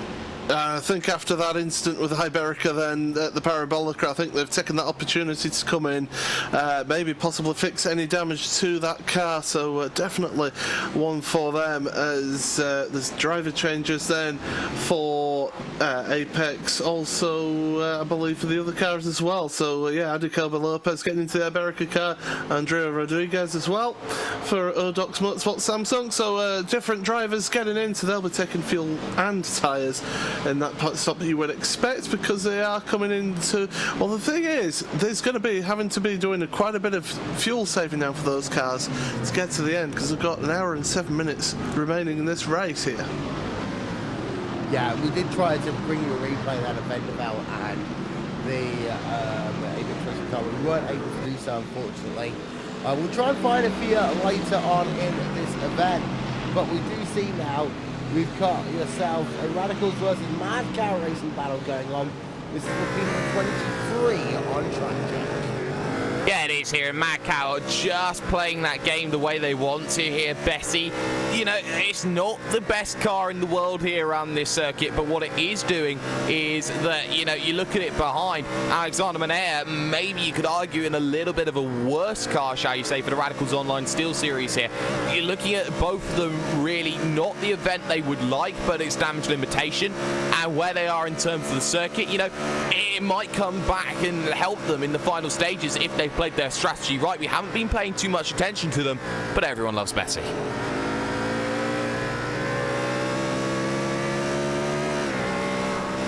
There we are on board Radicals Online, and Alexander Mania, Bessie still ahead as they work themselves in towards the Cobra Parabolica once again. Here's then a look at the cars running in this event, and that tick along the top of your screen. Well, we have to talk about it again, really, Randy, because it's all about having the McLarens at the front of your field at the start of this event.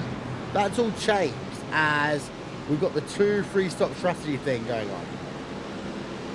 Yeah, it's definitely shaken up a little bit. The main thing I'm curious is where everyone's going to shake up after this final stop. We saw, of course, Sim Racing Orange. I mean, this second stint, they've somehow just eked out a 24-second gap over everybody else out there on the racetrack that's on the same strategies as them. Their teammates, of course, are 45 seconds back. We saw them do a full driver swap with tires on that first stint, so that's why that gap is so big there. But the gap to VRS Coin of Simsport in second, 24 seconds.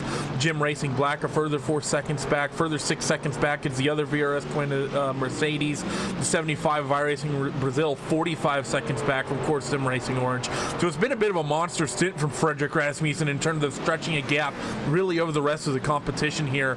Really the only cars that I think have honestly been close are Evolution Racing teams number 27 and 28. That's just, I think, mostly down to the strategy, and I just think Core is going to come out ahead regardless. But for Core, I mean, they've got to make sure they get themselves past this lap onto the next one at the very least. And again, so often in these events, Paul, we talk about that lap after. The lap at the end of this motor race could well be crucial for some guys running out of fuel. Well, this is it, and you got to look at that time and look at how it goes, and really, if they can get it to the hour mark for this car now, they will be, you would think, safe for the end of that race. They'll still want to do a little bit of fuel saving just to give themselves that little bit of extra there, just in case they do have to push on then towards the end of the race. But at the moment, they're in a very good position here, and they're behind some traffic as well, which maybe won't hold them up quite so much because, well, into the Parabolica, they've got a bit of a draft here, so a little bit more fuel saving going on. They're behind the Hosenvelt Core Motorsports car. It's been a bad day for Hosenvelt Core Motorsports, and 16th car comes to pit road. Yeah, so that's it's a double-edged sword really for Core Motorsports.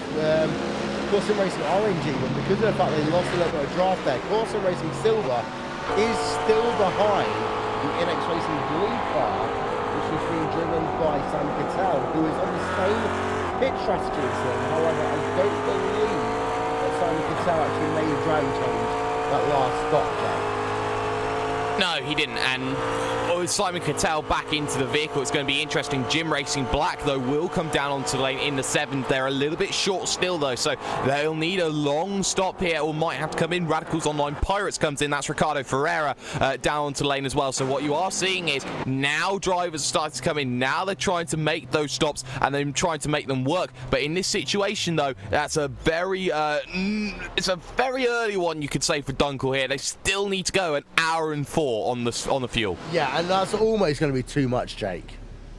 Almost. It depends how much they save. It's Miko Melchior behind the wheel right now, so it comes down to how Miko decides to drive this final stint. If he's too aggressive, then they're not going to get to the end. If he's going to be conservative, running about those 147 times that we've been seeing, I think it will be beneficial for them to get to the end on this stint. It's going to be close, but I don't know how close it's going to be for them.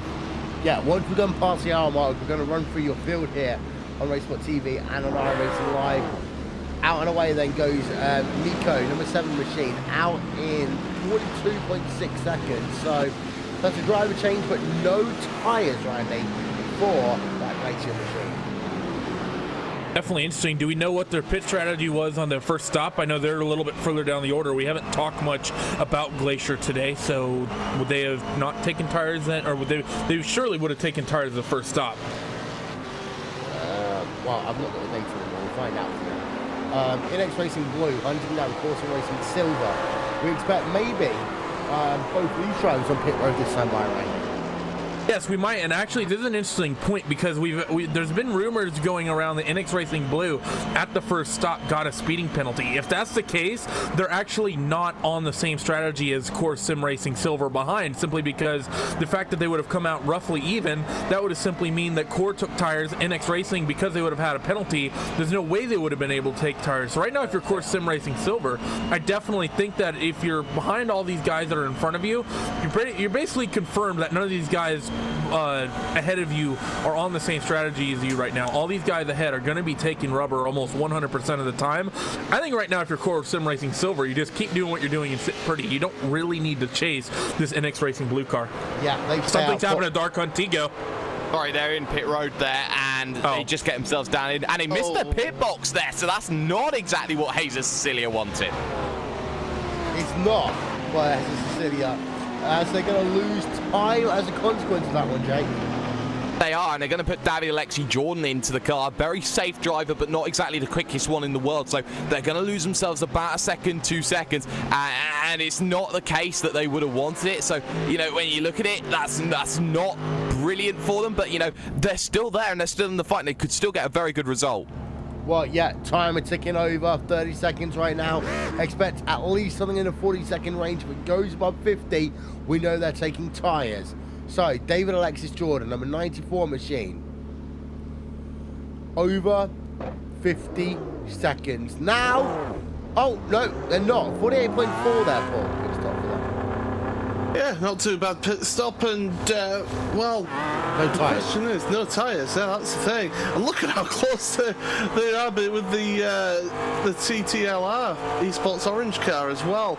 They're coming out of pit road down towards that first chicane, the Rettifilio, and well, those two pretty close together. I'll just keep an eye. VRS Quentin SimSport, Matt Backham onto pit road now from 3rd place, and well, Core Sim Racing Orange, Frederick Rasmussen still out there. It's past the hour, so they know they're going to be safe for the final hour.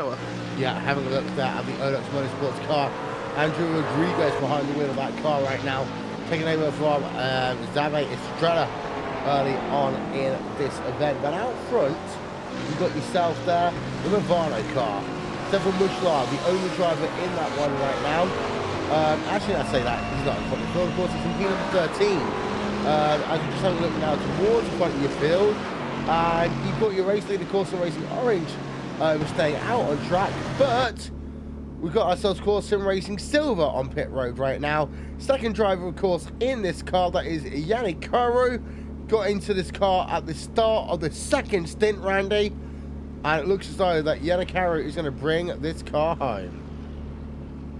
Not really a surprise there, in my opinion. If that's definitely going to mean that they're not going to be taking tires. Core Sim Racing Orange also coming down onto pit lane. We're expecting this to be a full stop, likely tires and fuel, and a driver change. We're expecting Isaac Price to get behind the wheel of that machine. Then they also have Santeri Kalunki on the server. I don't think there's a world where you put Kalunki in over Isaac Price when you're in position to potentially come away with a big race win. VRS Quena SimSport and Jordan Yen is getting the 18 machine. They currently roll away. Core Sim Racing Silver, it looks like we've also gone out and away. Yonkuru currently going into corner number 1. I think that kind of confirms the fact they didn't take tires. Pretty sure they actually came out behind Justin Brunner and NX Racing Blue. Do we have pit stop deltas on them? Did they maybe take tires or maybe skip? Well, you say that like Travis Corey just disappeared for a moment's time. So we're having a look on board with the driver of. I was going to say, go on. I can tell you that Brunner was a 41.9 second pit stop. Core Sim Racing Silver, 41.8 second pit stop. Wow. As he Racing Australia, of course, let's not forget they've done 2 stops here, so they lead the way in this runner race as Isaac Price is on pit road for what should well be their final time of the day here, Paul. Oh, without a doubt that, well, unless they have some sort of drama, this should be their final pit stop. Isaac Price behind the wheel of that Core Sim Racing Orange car. Quite a long pit stop here. It's about 1 minute and 10 seconds, 1 minute 9.4 for them, so quite a long pit stop actually. Full stop. It is a full stop, absolutely, but even comparing it against a couple others, a little bit longer than some of the others. But anyway, out the car then, 4th place at the moment. But of course, those 2 Evolution Racing Team cars and MSP Phoenix have got 1 more pit stop left. Yeah, and it's worth having a look at the gap to the race lead right now. You can't see it on the screen, unfortunately. I'm going to try and get it for you as quickly as I can. It is 14 plus 19 is 35, 40 seconds, and a pit stop here end to end will take somewhere in the region there, Randy, of about 1 minute. Yeah, you're right. It's about 1 minute, and you know, if you look at those Evolution Racing cars, I don't think they're going to have a minute advantage over Core Sim Racing Orange. NX Racing Blue versus Core Sim Racing Silver, P8, P9 going on right now. There's 1 second between them. Your top 8 as it stands, well, that is running along the bottom of your screen. And well, Jake, Evolution Racing Team will have a 1-2 right now, but they still have to make 1 more pit stop in this event. MXP Phoenix Racing are in 3rd. They also, we think, have to make 1 more pit stop here today. Core Sim Racing Orange, 41 seconds always behind your top driver, but they are done for pit stops now. They no longer need to come towards pit road. No, they don't, but this is the situation that you find yourself in right now. So Evolution Racing Team, they need to come in again, both cars do, but the situation becomes now a question of which team gains the advantage. We know that the Evolution Racing Team 27 has to come in for tyres. That much is paramount, so they will have fresh rubber when they decide to come in, but for both teams though, their pit stops will be shorter because they will have less fuel to put into that car. We have seen so often here that the races have been decided decided on how quick you can do that last stop. I wouldn't be surprised to see it again, whether it's only going to be one tyre that we saw from Coanda last year, or whether it's going to be a no tyre call for the 2018, which is pretty much to be expected right now. It's not over and done with. Yeah, I have a question for you right now. If you're the 27 machine of Riley Preston, you're coming to the point where you're over 2 hours into this race, you're on this 3-stop strategy, your final pit stop's likely going to come with about 30 minutes left in the race. Do you risk not taking that 30-second time penalty of taking tires to try to steal a win away from Core Sim Racing Orange? Try to force that set of rubber. Yeah, you have to. I'm of the same opinion. I think right now if you're Riley Preston Evolution Racing Team, only chance you have to potentially win this race is skipping tires. That said, I still think it's going to be a long shot. I think if you take rubber, you're safely coming away somewhere with a top 5, maybe 3rd, 4th, 5th out there on the racetrack. I think you have somewhat of a shot of a win if you try to make those tires last to 3 hours. It's a big ask. It's a huge ask from Riley Preston and his teammate as well, Benjamin Smith, because we knew Ben was pushing through that first stint. I think the call is potential there, though, from them. Yeah, or arguably you have to take no tyres at this point, because if you don't, you've lost the race. At least with old tyres, you can try to hold on from the front, but it's going to be very, very close. To be honest, I think that they would come out behind the Core Sim Racing Orange car at this moment in time, and they need to pull out some gap here. And while that Core Sim Racing Orange car is heavy, this is where they need to really push and really get some form of gap here. And just look at the last lap times. They're pretty much similar. Yeah, so Core, they have the inherent pace there, and Isaac Price, we all know how quick he is behind the wheel as well. Fresh driver. I think Core Sim Racing, they've done enough to get that win. Evolution Racing Team, their next target really would be the Jim Racing Black car, which is 55 seconds behind. They could get a second place here with that 27 car. I would argue at this stage that maybe, Jake, if you're Riley Preston, you might want to bring the one towards pit road early to do the undercut here, knowing the fact they leave it too long and they're just going to get eaten alive by Isaac Price. The question is, well, it isn't really a question here. I don't see going 3 hours on the tyres being a viable strategy here. I feel that they have to come in and they have to take tyres at some stage, but the question's going to be, when they have that rubber, as actually you can see them just trying to feign us here in the commentary box to try and come in, doesn't do it in the end. But the question now becomes, when they take tyres, how much can they push themselves to the end of this event? We're seeing, though, compared to qualifying times, which we're seeing low 144s, low to mid 144s, we're seeing 146s. That's 2 seconds difference because of saving the fuel. The question now becomes, will that 2 seconds at all be eaten into here? And will they see similar lap times going a second a lap quicker? It comes down to the gap wheel. It comes down to how they want to play this fight. Yeah. 50 minutes then remaining in this event here on RaceSport TV and on iRacing Live. We will briefly, when I say briefly, step aside. We'll be back with more after these messages. You are watching RaceSport TV on iRacing Live.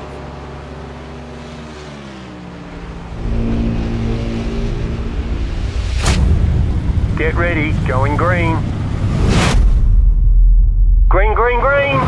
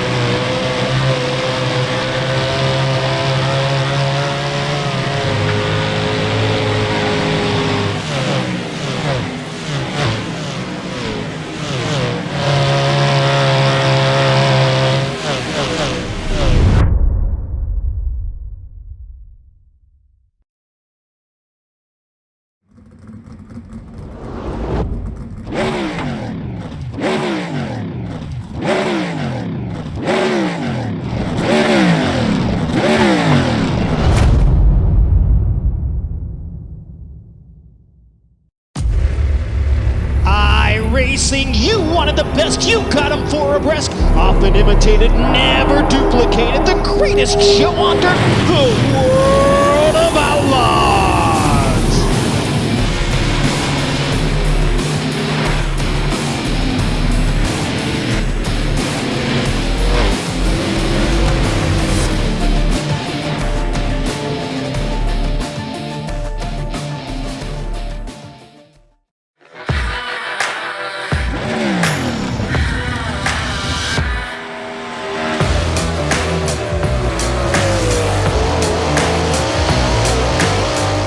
Hey guys, Christopher Bell here.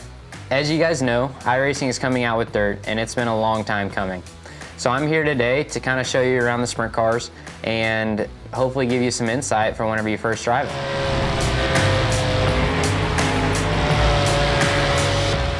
So here we are at Williams Grove, gonna go out and make a couple laps in the 410 wing sprint car. I'm on default setup with a gear change to a 522. As we roll out of the pits, you guys might notice that the car wants to pull left and you have to hold the steering wheel right to go straight. That's normal for a sprint car because you have so much stagger, it's always trying to turn the car left. Once you get up to speed, that goes away. Going down the straightaways, Williams Grove has really long straightaways and really tight corners. The big wings on the sprint cars, it always wants to pull you left into the corner, so it doesn't take much steering wheel input to get the car into the corner. A big key for the wing sprint cars is that they always like to go straight. They don't like to be too sideways. So the less steering wheel input you can have and the straighter you can keep the car, the faster you'll go. As the track slickens off, you'll be able to play with the setup to get the car driving even straighter yet. And that's a couple laps around Williams Grove. So here we are at Eldora Speedway. I'm on baseline setup with a gear change to a 511. As we roll out at Eldora Speedway, one thing that you'll notice is that the corners are really sweeping and it's almost a circular shape. The big thing about Eldora is just keeping that steering wheel straight. The straighter you keep the wheel and the less steering input that you give the car, the faster you'll go. The fast line around Eldora will be right around the inside wall in the corners and then with a big arc towards the outside walls down the straightaways. Then once the track slicks off, you'll be able to follow the groove up towards the outside wall, where the famous Eldora High Line comes into play.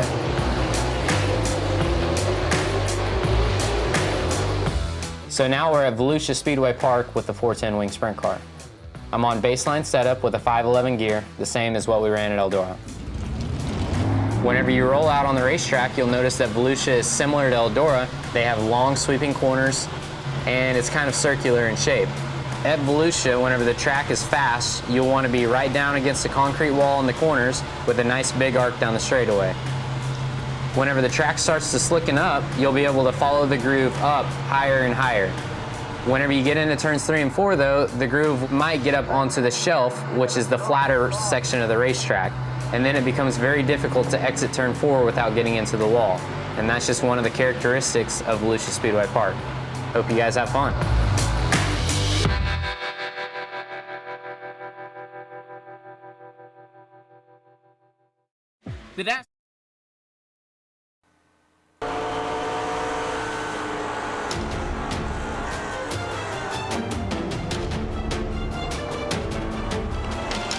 Don't forget, next Saturday, the 4th round of the iRacing World Championship Grand Prix Series takes place from Road America. That is preceded by the RaceBot Formula Renault Sim Cup as well as the RaceBot Super Cup. Catch you here live on RaceBot TV, streaming live on iRacing Live. It's here at Monza.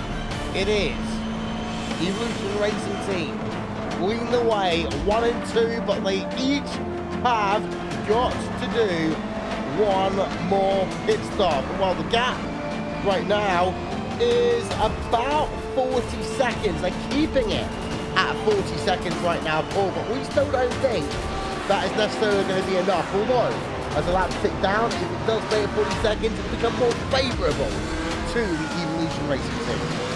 Yeah, they need to get this as long as possible now and get the shortest fuel stop as possible at the end there, and I do believe they may have just cut across the chicane a little bit, first chicane a little bit too much there, so that's going to cost them maybe a tenth or two as they go through the Curva Grande there. But yeah, definitely they need to push on. MSP Phoenix Racing, they've had to take their pit stop now, so this is it. There's a driver change going on.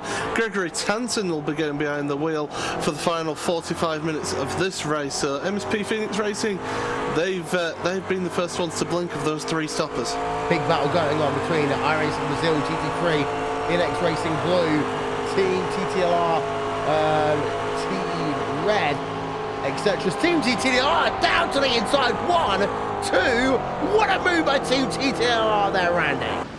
Jared Filsell in that Mercedes, I think, took enough fuel here to the point where he has to stop. He does not have to save through this final stint. I think a lot of these cars that we're watching right now, Nito Nascimento and NX Racing Blue, I think they're both somewhat underfilled and still saving to a certain extent. Justin Brunner goes back around the outside of that of the iRacing Brazil GT3 machine going into corner number 1. That was a power move though by TTLR Red in that Mercedes. We've really seen the Australians come out today, Will, and make a strong statement about this championship. We saw last season a couple of them run relatively strong. Here today, though, this is the first time we've seen any of them come out and maybe even have a chance at the win, and definitely get themselves coming on strong here towards the end with the TTLR Red. Yeah, it was a big move there by Team TTLR Red. As we've also got ourselves iRacing Brazil GT3 losing another position there, Jake, to the iRacing Iberica bank car. Anacopa Lopez past now Neto Nascimento. Yeah, Nato's struggling here, and that is not what you want to be doing in the final stages of an event. You are going backwards and backwards, and the feeling is horrible here as you look behind that. Olox Motorsport Samsung is there. You look at behind that, you've still got Pure Racing Team Red still in this fight somehow, with Maximilian Benecke behind the wheel in 14th. So they're not out of this championship with a P14 finish right now, Will. They still have it. I also want to say Jared Filsell is the most underrated driver in the iRacing service today. Yeah, you want to get to underrated here. Glacier Racing, they are arguably the most underrated team here today. They were, or are still, your biggest movers in your field. And well, part of that might well come down to strategy, but there we are on board of them. No driver swap yet. Yeah, you're tanking them. So they're going to come very close actually to that fair share limit, Randy. Yeah, they're going to be pushing it relatively close. So that means they're basically on a 3-stopper as well. So yeah, they've definitely been underrated. The problem is if they're a team on a 3-stopper, they're coming down pit lane now. They're running 15th out there on the racetrack, and it's going to be a relatively long stop with the driver swap. So definitely unfortunate for them. They're probably going to fall pretty much to the tail end of the field, probably get put at least 1 lap down. Out front though, Evolution Racing team are still leading the way. We had some technical issues with Corona Sports number 18 machine. They losing positions as a consequence, but 41 minutes now remaining in this event, Paul, and Evolution continue to lead the way.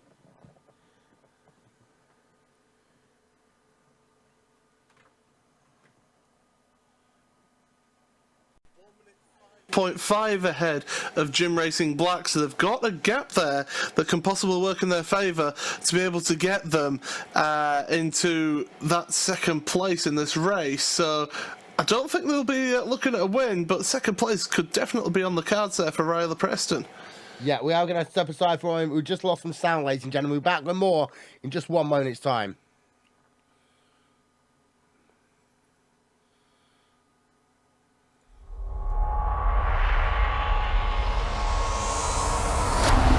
There are 3 different paths if you want to call yourself a world champion of sim racing. NASCAR, open wheels, or endurance racing. But no matter which one you take, you can guarantee that the journey will always be tough, which few will ever complete.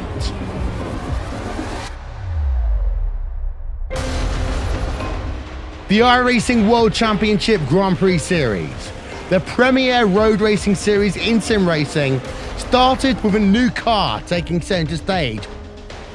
Then, it was Martin Kroenke resisting any challenge thrown at him to break the 5-year stranglehold of Gregor Hutu as being world champion. These drivers and teams are not just competing for pride, They're competing for money, and with over $20,000 in prizes for each of the series up for grabs, drivers really do put it all on the line. The NASCAR Beginner for Series powered by iRacing is the premier NASCAR eSport series featuring the cars and tracks from the Monster Energy NASCAR Cup Series. The 2016 campaign saw a return to the top of the mountain by Ray Alfalla as a three-time Oval World Champion. The march to that championship was not easy though, despite the fact that Ray Alfalla took home the most points in series history. It just also happened to be the tightest championship fight we had ever seen. These guys are set for the 2017 campaign. The Blancpain GT Series hosts the top GT3 endurance teams in sim racing, with groups of 3 or more drivers sharing the wheel. This is a championship you can't win alone, and you need the same determination, passion and drive from your teammates to be successful.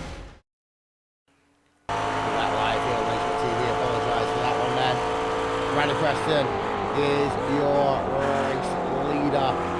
38 minutes to go here.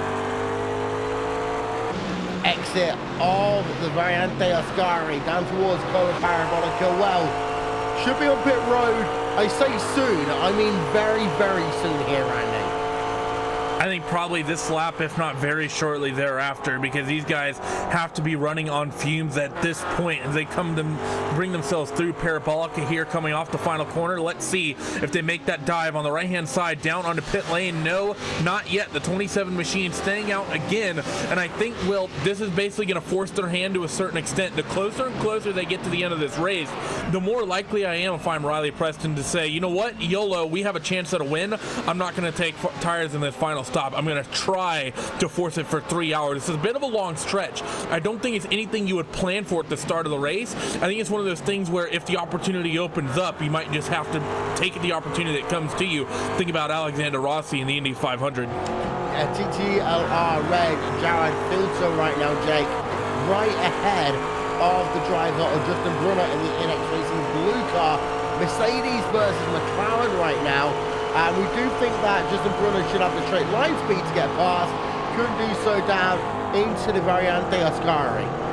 Yeah, didn't have the straight line speed, but actually what's interesting in terms of that is a car has gone straight through them, and that's Ade Coba Lopez in the Iberica Racing BenQ car there.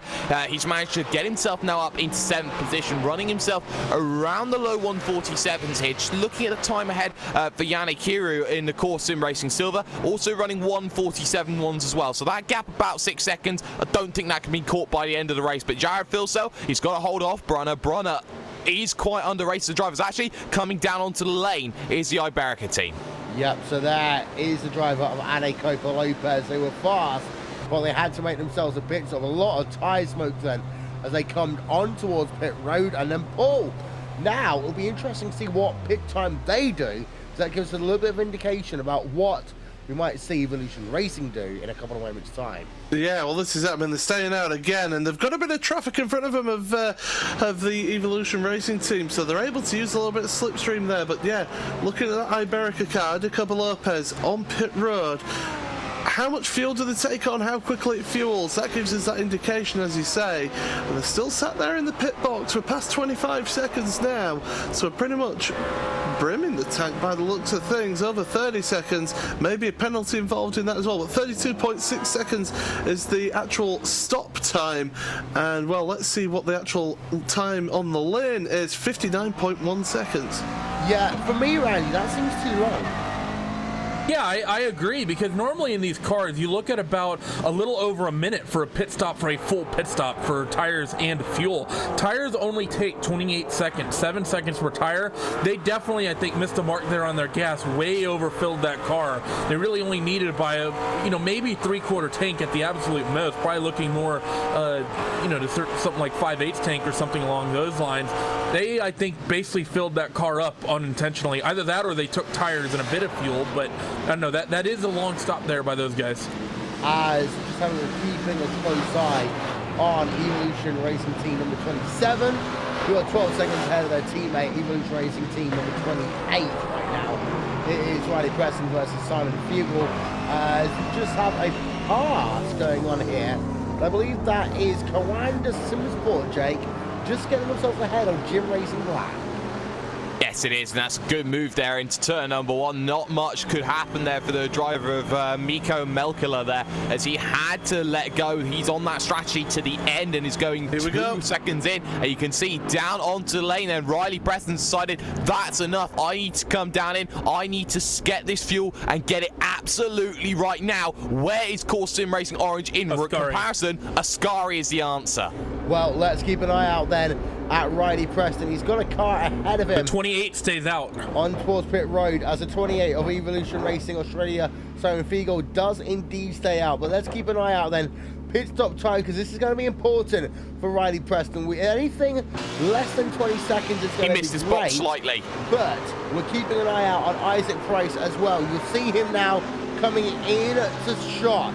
So, Core Sim Racing Orange are going to take this race lead away.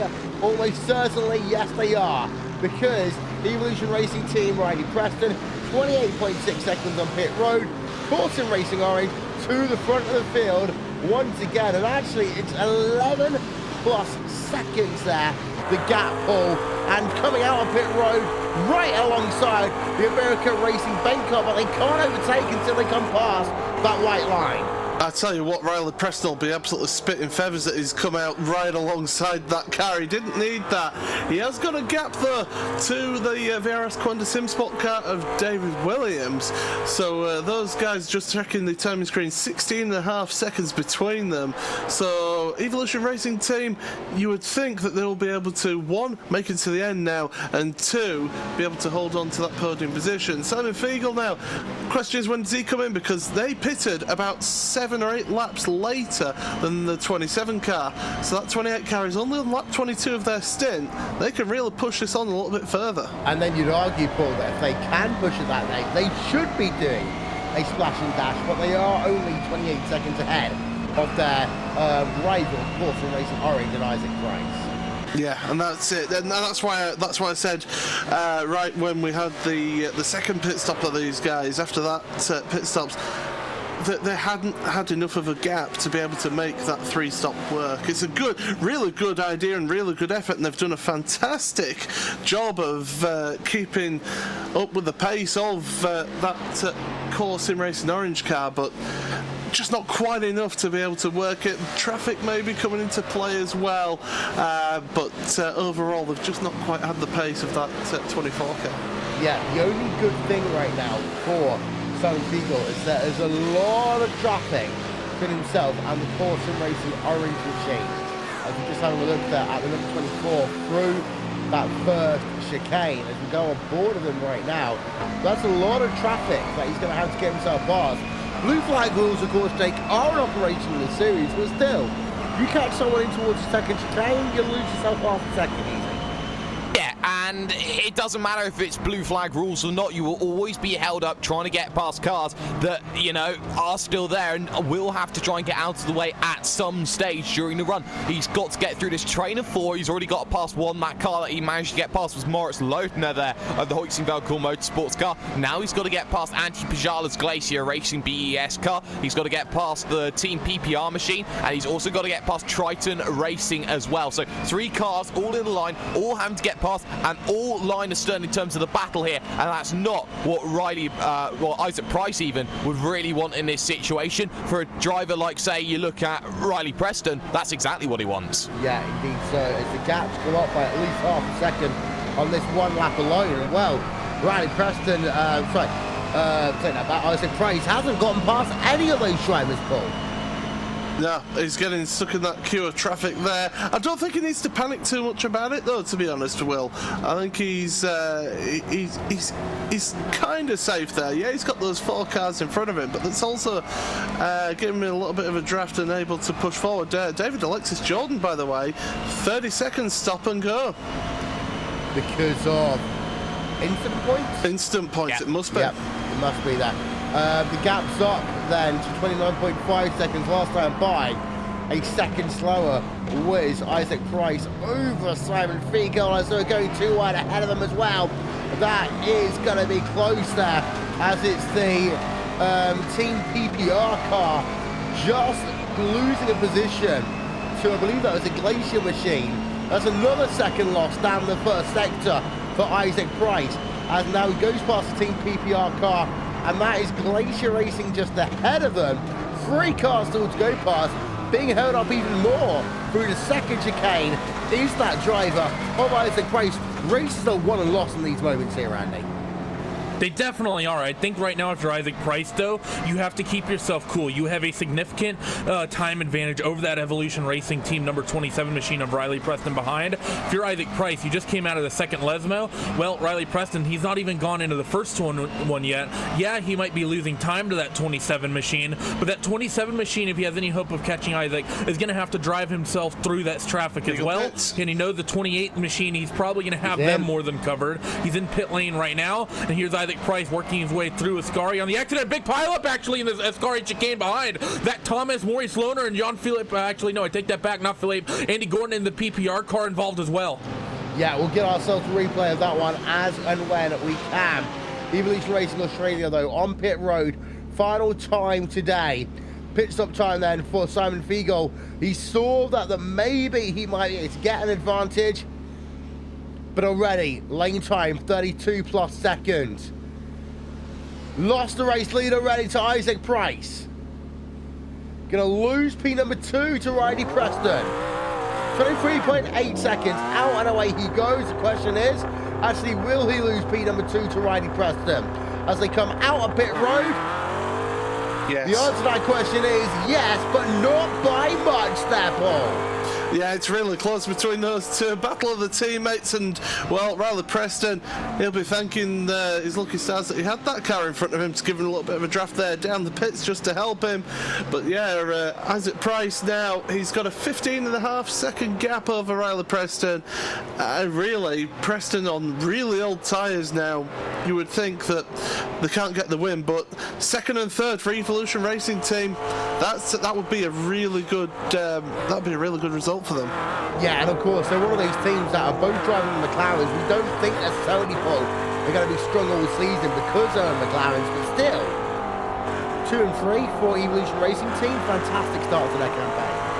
Yeah, and well, I mean, the race isn't over yet. There's still 27 minutes left. Let's not start counting our chickens yet, but it would be a positive result for them if they are able to do that, as Dark Antigo, they are now serving their black flag penalty, so 30-second stop and go for them for that instant accumulation of an instant point. Yeah, Dark Antigo on pit road. Jake, PRT Red, what's happened? They are having an absolutely sensational final stint to this race here, Will. You talk about them being P21, got a little bit tangled up in the early stages, but Beneke has driven them back into a top 10 finish here. Just got past Inex Racing Blue for 8th. Now looking at Jared Philsell for 7th. And you have to say, Pure Racing Team Red are absolutely on the money right now, as this is the best recovery drive I think I've seen all that we've ever had with Blancpain. This is fantastic. Maybe apart from Alexander Voss at Imola, that's the only exception. PRT Red then, Maximilian Beneke close behind TTR Red and Jared Bissell down to the inside. Looks then Beneke into Curva Parabolica, can't do so, but one would argue now it's just a matter of time. When the exit of Curva Parabolica, total line being taken by Beneke. That means he should be able to wind the car out to the outside, get himself into that draft from higher exit speed. Gap comes down immediately. Now you'll see Beneke thinking, do I go left, do I go right? He goes to the left-hand side, in towards that first chicane, and it looks as though they'll stay side by side into that first chicane. Can Beneke break later? The answer is no. He can't quite make the move there, as it's almost him getting run over by the Inex Racing blue car there, Andy. Bit of a close moment there down in the first chicane, but that's what you expect here at Monza, especially when you come down late in this race. All these guys are putting it all on the table right now. Max Beneke and Pure Racing Team, Jared Philsell and TTLR, Brunner and NX Racing Blue, Gregory Tansen, MSP Phoenix Racing 1. We have 3 or 4 different strategies here amongst these 4 cars here, Will, all coming together all at the same time. 20 minutes left on the racetrack. Everyone's pushing. No one wants to give up any spots. Everyone's looking to move forward. I think right now, Max Beneke, I think think they've hit it the most right. That car seems to be just in a rhythm right now, or maybe it's just Max has gotten himself in a rhythm. Look at the way he runs from that NX Blue machine out of the second Lesmo and the run down into the Ascari chicane. Yeah, as the gap there remains about 2 tenths ahead, about half a second behind. Worth noting the MXP Phoenix Racing car saying, come on boys, move it along, because the MXP Phoenix Racing car, Paul, looking very strong as well. Well, of course, they're on a 3-stop strategy, is that car, so they don't have to worry about that fuel. They're giving it a hell for leather now towards the end of the race, and they'll just get in the mirrors there of that car in front, the NX Racing blue car, just reminding them that, we're here. We're here to get in your way here, Justin. And Justin Brunner, the really experienced driver, able to keep them behind for the time being. As they go down the pit straight, look at the draft and look at the guys in front going side by side once again as we're heading towards that first corner, and they were getting pretty close. And well, Justin Brunner's under attack as well. Yeah, so 2 battles there going on side by side, and your screen is overtaking and going wide there is BRT and Beneke. Now he's going to do a slowdown penalty. He's going to be brave about how he does this here.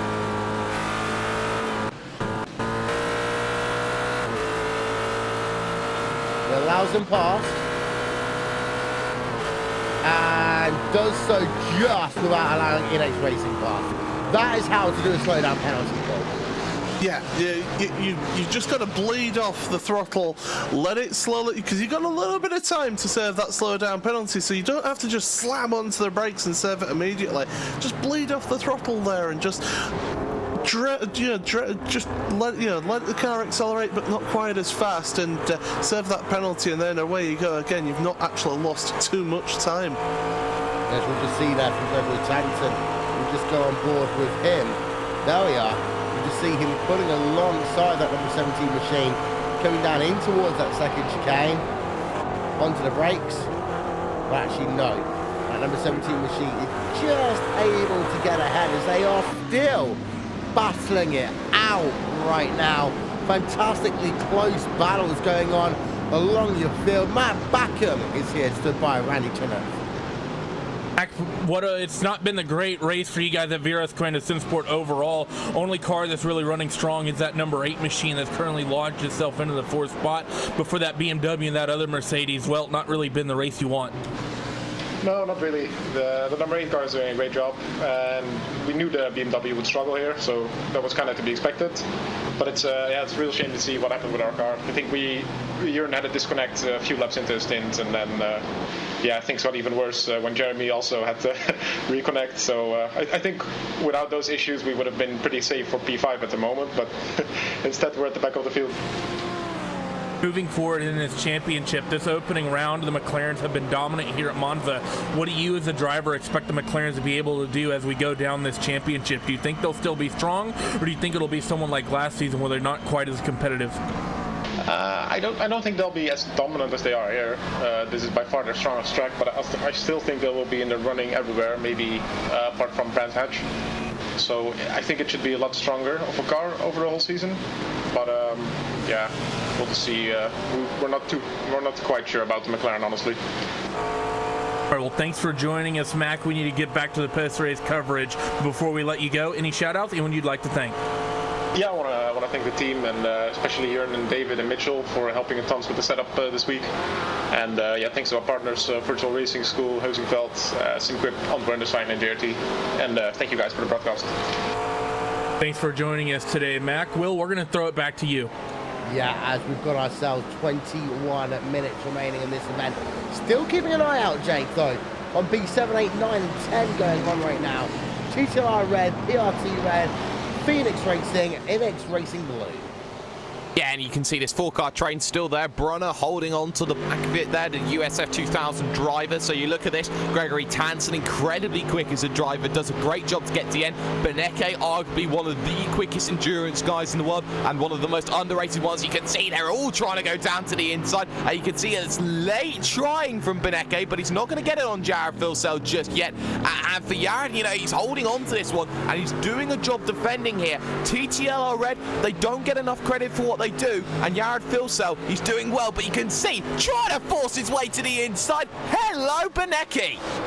Beneke then taking the line and will get the position in the PRT machine, moving himself up into the 7th place with 20 minutes remaining. Justin Brunner still remains at the rear of that train, Randy, with now less than 20 minutes to go. Looks as though that the McLaren domination isn't as big as it was at the start of this event. I think a lot of these teams that are amongst your mid pack of your, or I'll say mid of your top 10, didn't quite hit the strategy right. I think there's a lot of teams that they either took too much fuel, or they didn't save enough during that middle stint, or they just flat out saved too much and lost a lot of time. I think Pure Racing Team, though, I think they hit the mix just right. They just got themselves into that 7th spot. I think they have a shot at 6. Miko Melkilla, Jim Racing Black, is out in front of them just by a few seconds doing 48s. And even then, John Kuru in the Core Sim Racing Silver Car, not that much further up the road, running in 5th. I think this Pure Racing Team machine has an outside chance at a top 5. I think Miko Melkilla and Jim Racing Black, though, certainly a reasonable expectation to at least get to the back of by the end of this race. Yeah, indeed. So as we've got ourselves now, less than 20 minutes, we're talking about JCL, Apex Racing UK, Alex Simpson behind the wheel of that car, on towards pit road, Paul. Yeah, that's obviously not able to get it to the end with the fuel that they took on board. They pitted on lap 63, it's now lap 90, so yeah, obviously just didn't quite fill up enough fuel, and they did pit early, remember. They pitted with about 1 hour and 7 minutes remaining of this race. So yeah, having to do a splash and dash here, and that strategy just hasn't quite worked for them. Taking fuel, shouldn't be too much. Simpson revving that engine, 16.1 seconds out and away. That's 18 minutes of fuel then into that car. And he's going to fall outside the top 20 as a consequence as well. Evolution Racing Team 27 versus Evolution Racing Team 28, Jake. They are separated by 1 second once again. Now, I would suspect the fact that these guys have been instructed nicely not to fight too hard, but 2 Evolution Racing Team cars inside of your podium position finishes with less than 20 to go.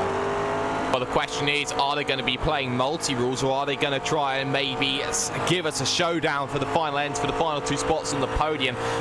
If I was team owner there, I wouldn't like them battling in this situation, but what can you do? Look how they weave ahead of them. That's the worrying part there. It's Dark Contigo versus Iberica here. Nestor Garcia Jr. versus David Alexi Jordan. The big squeeze happens on Dark Contigo. They hold on behind for the moment, but all that means is it's time to let these drivers through, boys. Indeed so. As for Riley Preston, you can see that he has got traffic ahead of him. Blue flag rules, Paul, are in operation here. There you can see the pit stop time for Riley Preston with 28.6 seconds. And now you can see just how big that gap is. We're, oh my word, very close there to the rear of the Dark Contigo car. But with less than 20 minutes to go, there is a look at the gap. It is 18.4 seconds. It is worth noting they are losing time to Core Sim Racing Orange, but they are realistically battling now for P2, P3 on track. But they're involved in a lot of traffic right now. This is the same traffic, of course, they were scrapping with earlier before they came on towards pit road. Yeah, and that's it. With the blue flag rules being enforced as well, really, you know, these teams should be cooperating with those faster cars, because really, you let them by when you're onto a straight. Just get off the throttle a little bit, let them by, and you can slip in behind them as that car in front of Riley Preston just getting loose on the exit of the Escara chicane over that bump on the exit there. And the thing is, when you're in traffic like that, in a big pack of traffic like that, one little mistake from the front of that queue and that could be the end of your podium position. But at the same time, what you could do is allow the driver pass and allow them to be the hot row through butter as the Evolution Racing Team guy goes through. You can just slot in behind them and make the pass yourself. I've done that multiple times.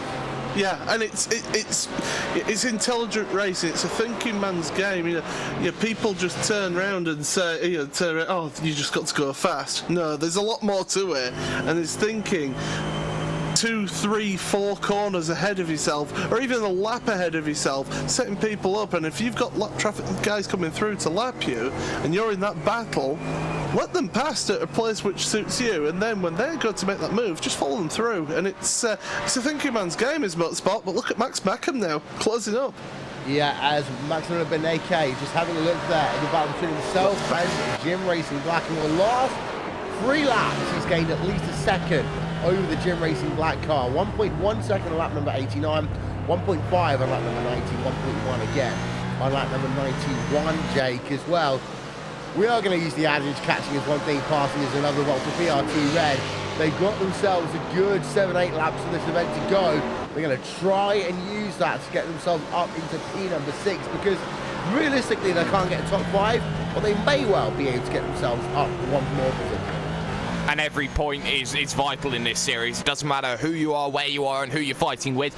You look at the team that Pure Racing Team Red have put together, you know, they're there. They've managed to get this result from 21st on the grid here today. One of the biggest movers. The other big movers are Odox Motorsport here, the 07 machine, right on the back of that train, behind Brunner, Philcell, and Tansen here, and could legitimately take positions away in the final stages. So could also the 30 Odox Motorsport Samsung machine. Both of them have done some really good strategy work here, Will. Been very quiet with the way they've done it, but they've got themselves into that fight then, and they've got themselves with a chance of top 10s for the pair.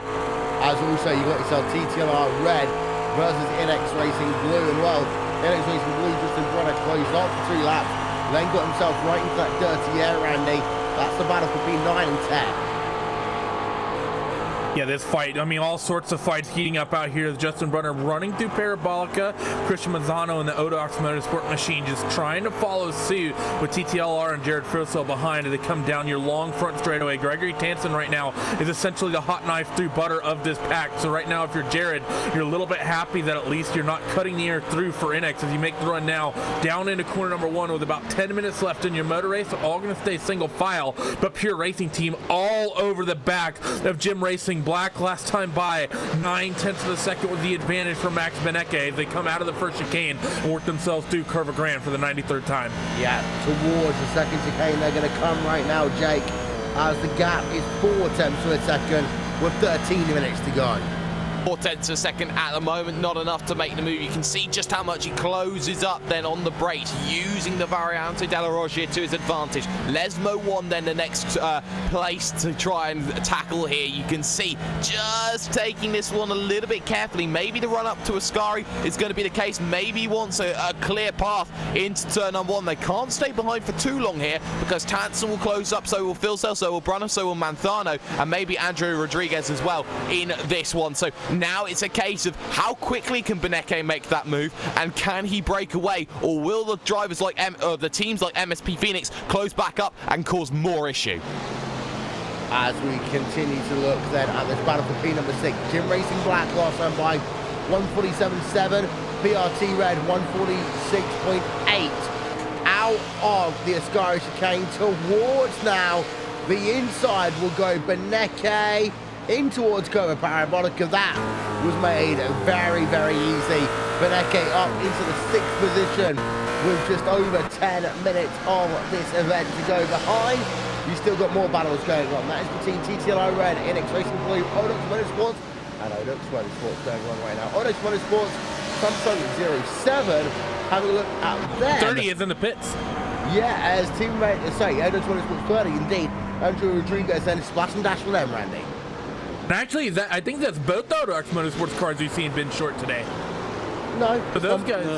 I thought the 07's still up there, but to tell you what, they're going to be close on field because they're on the 29th lap of their stint at Odox Motorsport 07, and also Gym Racing Black, the reason why they're slow on pace as well, they're on lap 28 of their stint, so cutting it fine with these fuel calculations and having to save that gas there towards the end of this race. And that's what you talked about earlier on, Randy, the guys that push hard early aren't necessarily the guys that's going to be doing the pushing late on in the event, and you always have to think about risk-reward factors early on, especially first race of the season, when you think, okay, I'm going to try and get a couple of positions, but actually you end up losing opportunities later on in the event if you try too hard too early, especially when the fuel window is as close as it is. You're 100% right. I mean, this is going to be one of those. This is going to be one of the few races where we see this happen all year. I actually think that when we get to the 90-minute races, there's a lot of strategy in those races that you can really talk about. We'll talk about it when we get there, particularly at Brands Hatch in a couple weeks' time. But I mean, Monza in particular, people will push really, really hard in the opening stint because you have a big hole getting pushed in the air. So many cars, so much of a draft effect. You can really make moves, and then suddenly you come after the second stop. All those cars you just pushed for the first 2 hours to try to be ahead, they save 10-15 seconds in their two pit stops over time, and suddenly, even though you were maybe ahead by a number of positions at the end of that first stint, suddenly you're 10 seconds back as you come to the final 20 minutes of the race. Yeah, but we're down now to less than 10 to go. The battle for P2, P3, that one continues between the two teammates, Evolution Racing Team 27 and 28. You've got yourself MSP Phoenix Racing, Gregory Tanton, Jim Racing and Black. That one is going on right now. Jim Racing Black losing another position, Randy, then towards the end of this event. Definitely not what that number 7 machine would like to see. Your third place qualifier falling down here towards the top 7, excuse me, 8th place even, with Gregory Tanson getting through. I'm still intrigued watching Max Benecke because he is reeling in John Kuru in that Corson Racing silver car by about 7/10 per lap as well. It's a bit of a gap, about 6 seconds on the racetrack, not a lot of laps left, but if that 23 car has to save a good chunk of fuel to get to the end, it might just be an outside shot for the 70 machine to snag themselves a top 5 in the closing moments. Yeah, as you'll notice there, the gap's up to almost 1 second between that 7th and 8th position right now.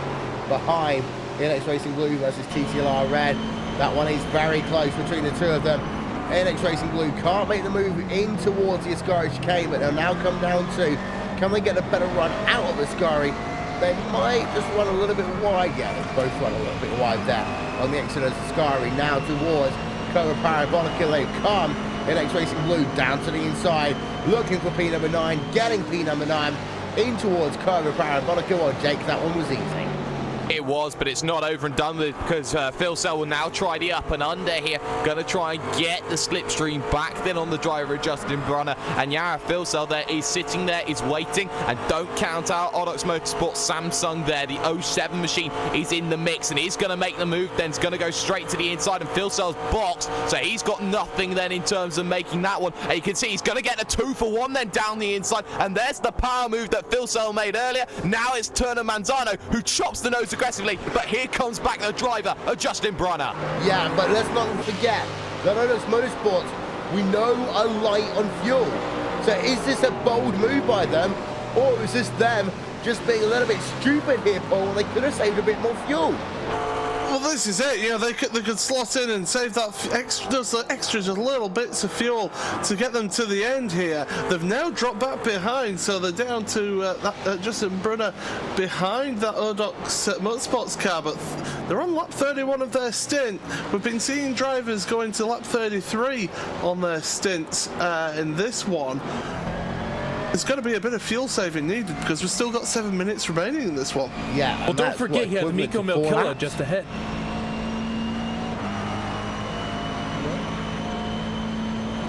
4 laps, 5 laps actually around these most likely. Team Red Line's round. Team Red Line green. Yeah, that's Crystal Jim Jack there.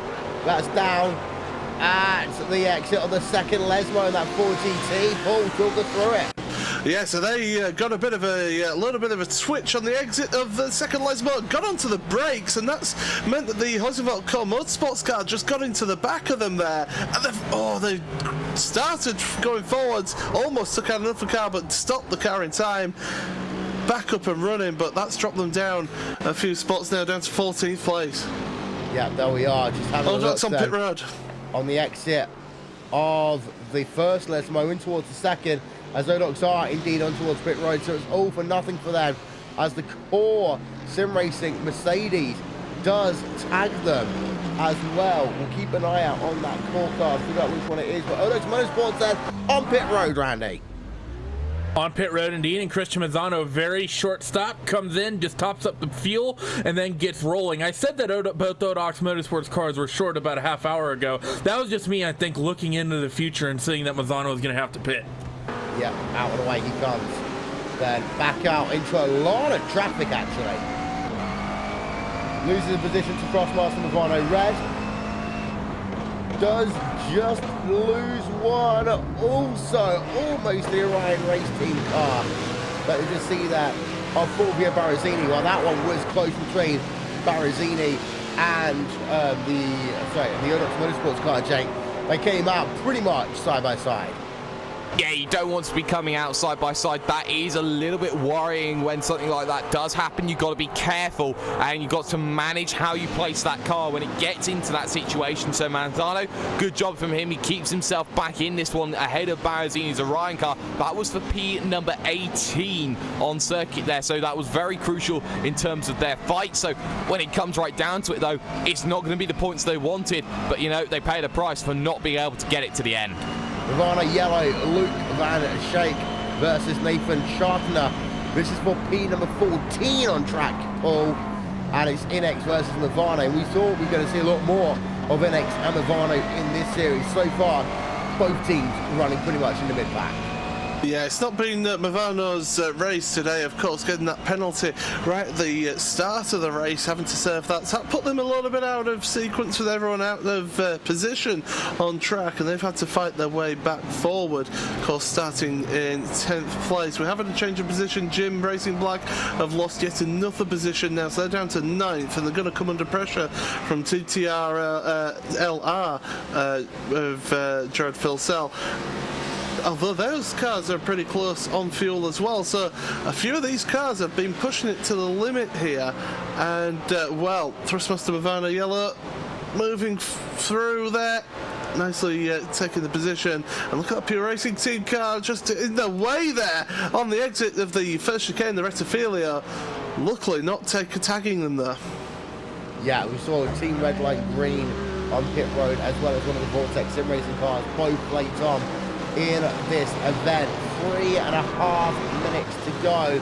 Well, what we do know here, Jake, is that there's going to be 2 to go up the line.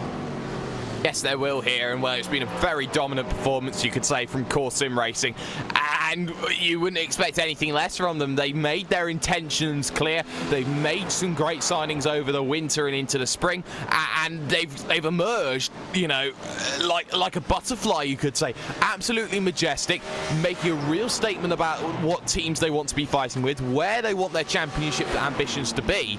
And we saw it at the fringes of last season. Now we're seeing it here at this season. Core Sim Racing are now a team to be feared, and they now establish themselves as one of the key endurance teams. Yeah, so we just saw 3 wide, not quite sure with who. But we did see 3 wide, we see a big issue there. Radicals on line, number 17 machine involved. This is what happens sometimes when you go 3 wide at Monza. I was just thinking, oh, this is going to be dangerous, and it is dangerous, as it causes a 3-car incident. Let's have a look then. Above and show you what happened. Exit the curve grande, going themselves 1 wide, 2 wide, 3 wide, and it starts off there with one driver. That is the American car getting loose. Radicals machine plowing into the side of the number 17 machine. You've got yourself, I think, the Varno car on that one as well. Hey, I've got to say happy birthday to Rob Cuss because of the fact he's a Radicals guy. Rob, I'm sure you're not going to like that one too much, Paul. He certainly won't be liking that one. We saw him at Silverstone, of course. Ollie Packler's just been given a black flag. 30-second stop-and-go penalty, so you can't escape them near the end of the race. No, not indeed. 1 minute 40 remaining on the play clock. But we know that Randy already, Core Sim Racing Orange, is past the start-finish line, past turn number 1. So they are going to have 1 more lap to go as they cross the start-finish line. That 1 extra lap is going to worry a lot of drivers, I think. I think you're absolutely right here at this racetrack. There's so many people that are already so short on fuel, and this is something that actually Frederick Rasmussen does in the official sprint series that we have here, those 40-minute races that have limited fuel loads. Frederick is so quick that in those 40 minutes, he'll be able to eke out an additional lap on the distance, and you'll see people come down pit road because they're not expecting that extra lap, because flat out no one's quick enough to get that extra lap out of the car. Not out of the realm of possibilities that we see 1 or 2 more people come down pit lane and take a little bit more fuel just just to ensure themselves they get themselves into the end of this race. It's just funny to see if that does happen. Someone who does it and has made it sort of it's sort of funny when it happens, and Frederick is able to do that to people. Be interesting to see if he can do it here in the highest GT racing series we have. I'll be able to tell you one team that'll be absolutely spitting feathers about him being able to push on, and that's Jim Racing Black. They're on to lap 34 of their stint, and we were seeing teams, even the top teams, doing about 33 laps. So extreme fuel saving needed from Jim Racing Black here towards the end. They're in 10th place at the moment. They've got 11.9 seconds behind them. They should hopefully stay there. We have also got a Ryan race team working themselves past Crossmarker with RNA Red, which is also kind of behind the wheel late on. So moving Ryan race team up into field 17. White flag is out there. One more lap to go as Isaac Price takes the first chicane. We'll keep an eye out then behind there. You'll see the two Evolution Racing team cars. You've got number 27 machine, Riley Preston behind the wheel, number 28 machine. Simon Fiegel behind the wheel of that one. David Williams currently for Commander Simmersport in 4th place. We didn't necessarily expect that one at the start of this event. You see there the top 10 showing now. Commander are up 7 positions. PRT Red up 15 spots here today. TTLR Red, they are also up almost double digits in positions. But for Isaac Price, they did lose the lead of this event earlier on today, but they didn't panic as they exit the second Lesmo, heading themselves towards the Variante Ascari for the final time in this event. And we always knew that Core Sim Racing would have had a good shot in the 2017 campaign. We've seen what they've done in endurance races, the 24-hour, the 12-hour, the 8-hour events that we've seen recently here on RaceSport TV and on iRacing Live. But we see here today that it's not a game about Coanda versus Redline. It's not a battle of one or two teams like we see in the NASCAR P-County Series powered by iRacing. Today, it really is a case of the fact that they really are more than just one handful of teams who have a shot of winning this championship. But the day today goes to Core Sim Racing. Isaac Price left the course. One team a couple of months ago moves himself to Core Sim Racing and the first round of the 2017 campaign. Isaac Price, Core Sim Racing Yellow, take victory here at Monza.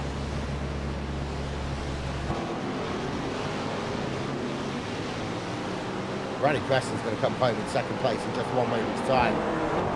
There you can see Isaac Price, your race winner here today in that number 24 machine. Let's not forget, this time last year he was with INX Racing. But 2 and 3 then for Evolution Racing Team, Riley Preston and Simon Fergal coming home past the stripe now to claim second and third place. Evolution Racing Team's best ever finish in a World Championship event. 4th place going to Coanda Simmersport and David Williams. 5th place, well, that one will go in a couple of moments' time to Yannick Curry in the other Core Sim Racing car. Had some issues on pit road, otherwise could have been in a shot for a podium finish here today. But, well, Paul, that is one fact we have got to talk about. That Isaac Price, of course, when we saw him previously at Monza in the World Championship Series, he was with INX Racing. Then he left that team and everyone thought, oh, he's throwing his sim racing career out the window. He's taking Core Sim Racing to new heights. Absolutely, he really has.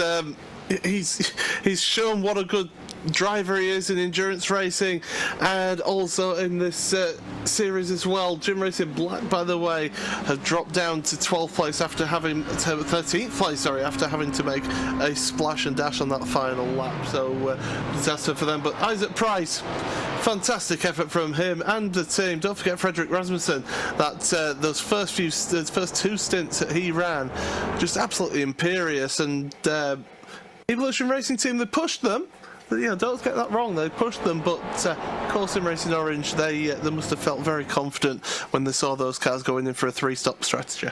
Yep, there's results then coming up on your screen. David Alexis Jordan sets the fastest lap of the day on lap number 31, but it's Core Sim Racing Orange who take themselves the victory here this afternoon by 22.7 seconds over the Evolution Racing Team.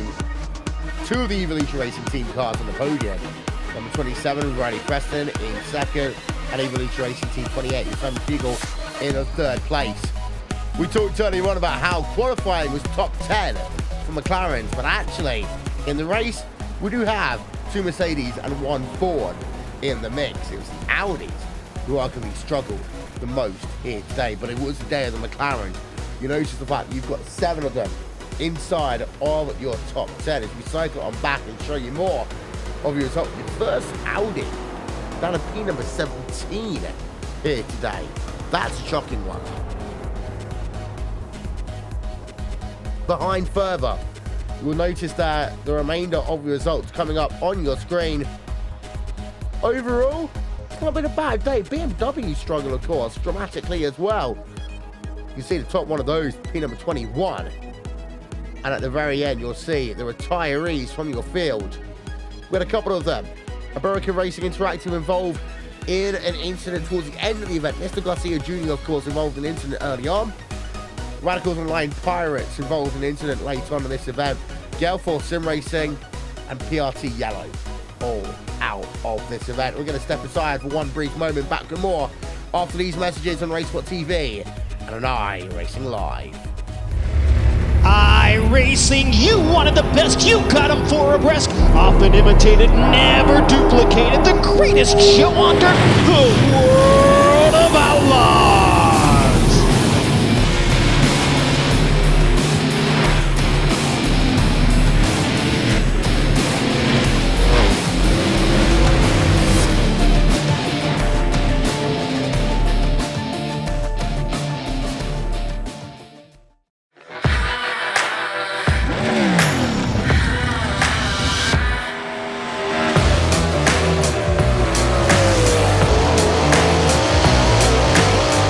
Hey guys, Christopher Bell here.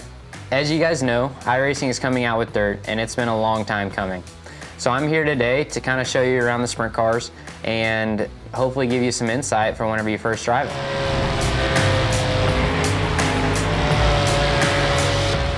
So here we are at Williams Grove, gonna go out and make a couple laps in the 410 wing sprint car. I'm on default setup with a gear change to a 522. As we roll out of the pits, you guys might notice that the car wants to pull left and you have to hold the steering wheel right to go straight. That's normal for a sprint car because you have so much stagger, it's always trying to turn the car left. Once you get up to speed, that goes away. Going down the straightaways, Williams Grove has really long straightaways and really tight corners. The big wings on the sprint cars, it always wants to pull you left into the corner, so it doesn't take much steering wheel input to get the car into the corner. A big key for the wing sprint cars is that they always like to go straight. They don't like to be too sideways. So the less steering wheel input you can have and the straighter you can keep the car, the faster you'll go. As the track slickens off, you'll be able to play with the setup to get the car driving even straighter yet. And that's a couple laps around Williams Grove. So here we are at Eldora Speedway. I'm on baseline setup with a gear change to a 511. As we roll out at Eldora Speedway, one thing that you'll notice is that the corners are really sweeping and it's almost a circular shape. The big thing about Eldora is just keeping that steering wheel straight. The straighter you keep the wheel and the less steering input that you give the car, the faster you'll go. The fast line around Eldora will be right around the inside wall in the corners and then with a big arc towards the outside walls down the straightaways. Then once the track slicks off, you'll be able to follow the groove up towards the outside wall, where the famous Eldora High Line comes into play.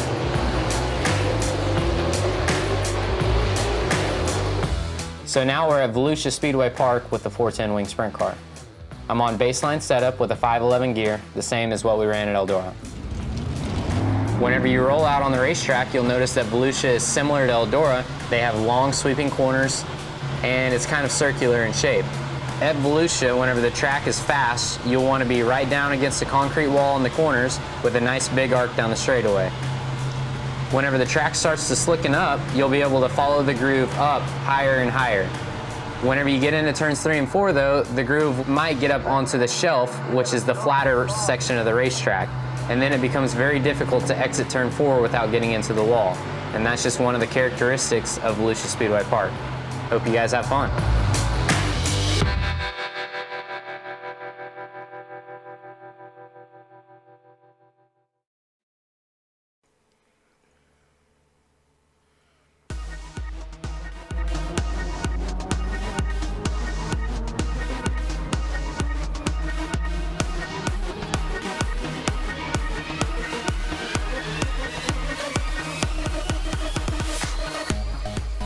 Welcome, ladies and gentlemen, to post-race coverage of the first round of the 2017 Blancpain GT Series here from Monza. Will Vincent, Randy Cheneth, Jake Sperry, Paul Smith here.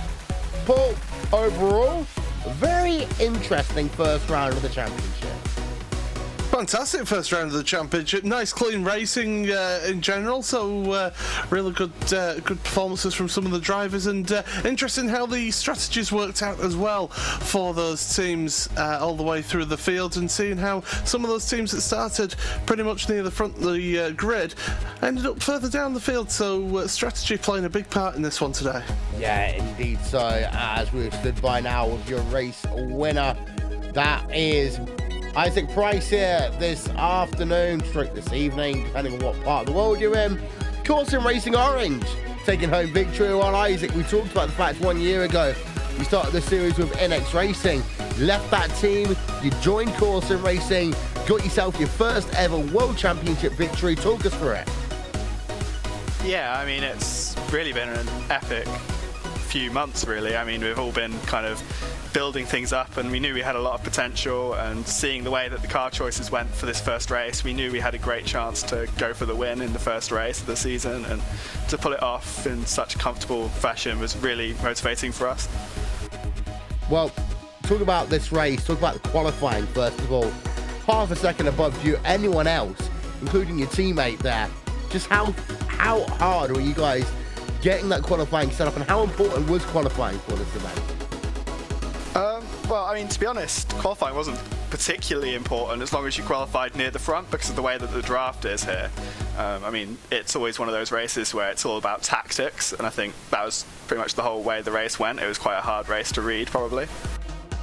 And then, of course, you didn't do the first part of this event, your teammate did, but you ended up getting yourself, well, pretty much staying at the front of your field. Were you worried about the ERT cars at all, or do you think that actually they weren't going to be able to make it on fuel? Well, I knew they weren't going to make it on fuel, but it was whether they were going to be able to jump us or not. I think with the way that, because the weather was so grippy, I think it worked out better actually not to go for the fuel saving tactic. So we actually put ourselves on a bit of an inferior strategy, but Frederick had so much pace that we could make it work. And I mean, it's always worrying when you've got a car 20 seconds ahead of you and there's an hour of the race to go, and you're kind of thinking, is this going to work out for us or not? But I was always fairly sure that we would have a margin, but I just wasn't sure how much it would be. First victory for you. Who do you want to thank from that Corsim Racing team? Yeah, well, I mean, obviously I'd like to thank Frederick especially. I mean, last season I managed to get a win with Yanni, and now this season with Frederick, I think I've been pretty lucky to get kind of like the best driver in the series for each year. So I've been really happy with that.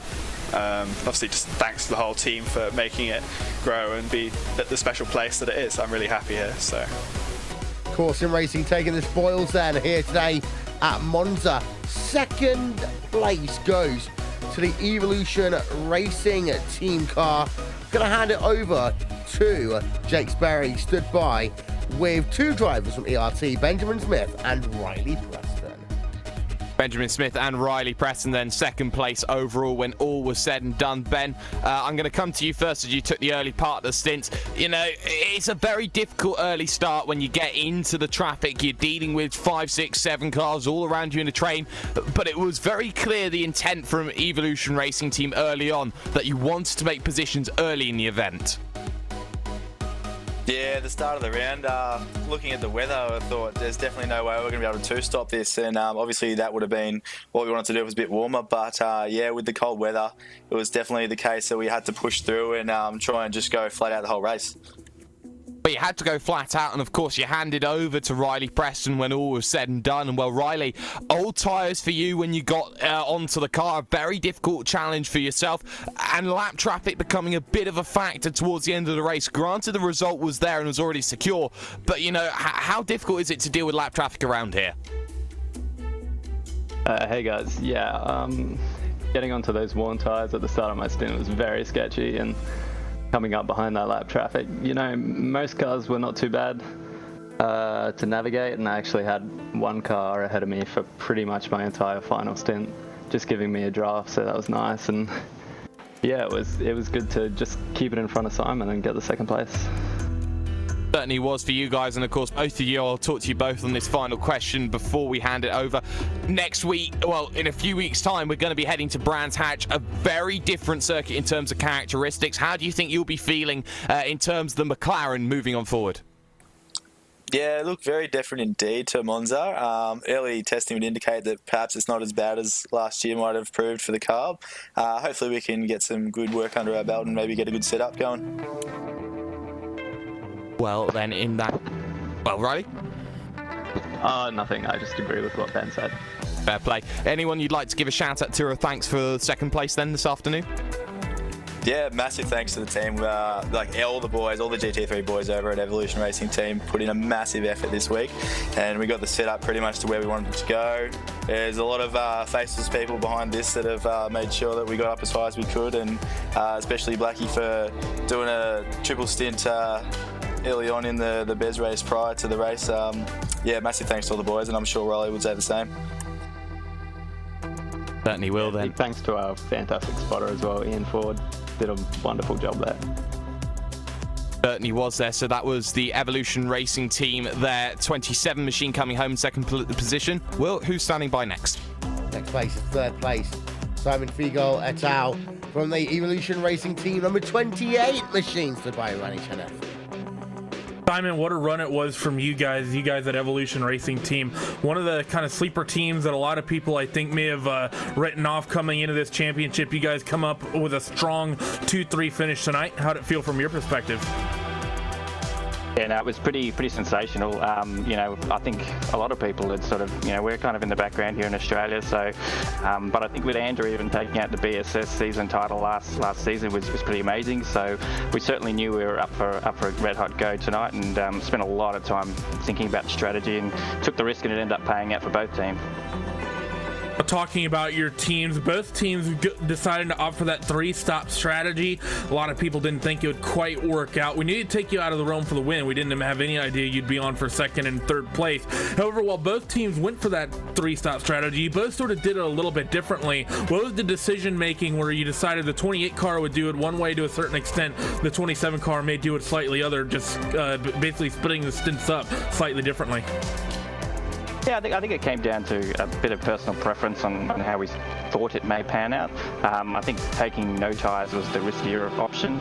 We did have another member in our team actually get some data before the race, so that was thanks to Blake for that, which was good to get some information. But yeah, we decided with the 28 to take some tyres, which had an impact. But yeah, I think the 3-stopper was really what did it for us. You know, it was amazing with the pace that we could unleash the McLaren, which was, you know, in these cool conditions was really ideal. And looking forward to the championship. Obviously, we heard from the guys at the 27 machine about Brands Hatch next week. Still a handful of tracks on the schedule: Zolder, Spa, the Nürburgring, all examples. Of those tracks, which do you actually think you guys are going to be the most competitive? Again, obviously, Monza probably the best track suited for this car. Where are you guys expecting to run really strong again? Yeah, look, I think the McLaren nowadays has become a lot more of an all-rounder. We've seen Rasmussen have amazing performances in the last couple of seasons in Sprint Series, and you know, certainly its issue was tyre wear, but amongst other things. But certainly it's an improved beast. I'm quite confident that we'll do quite well at some of the other races coming up.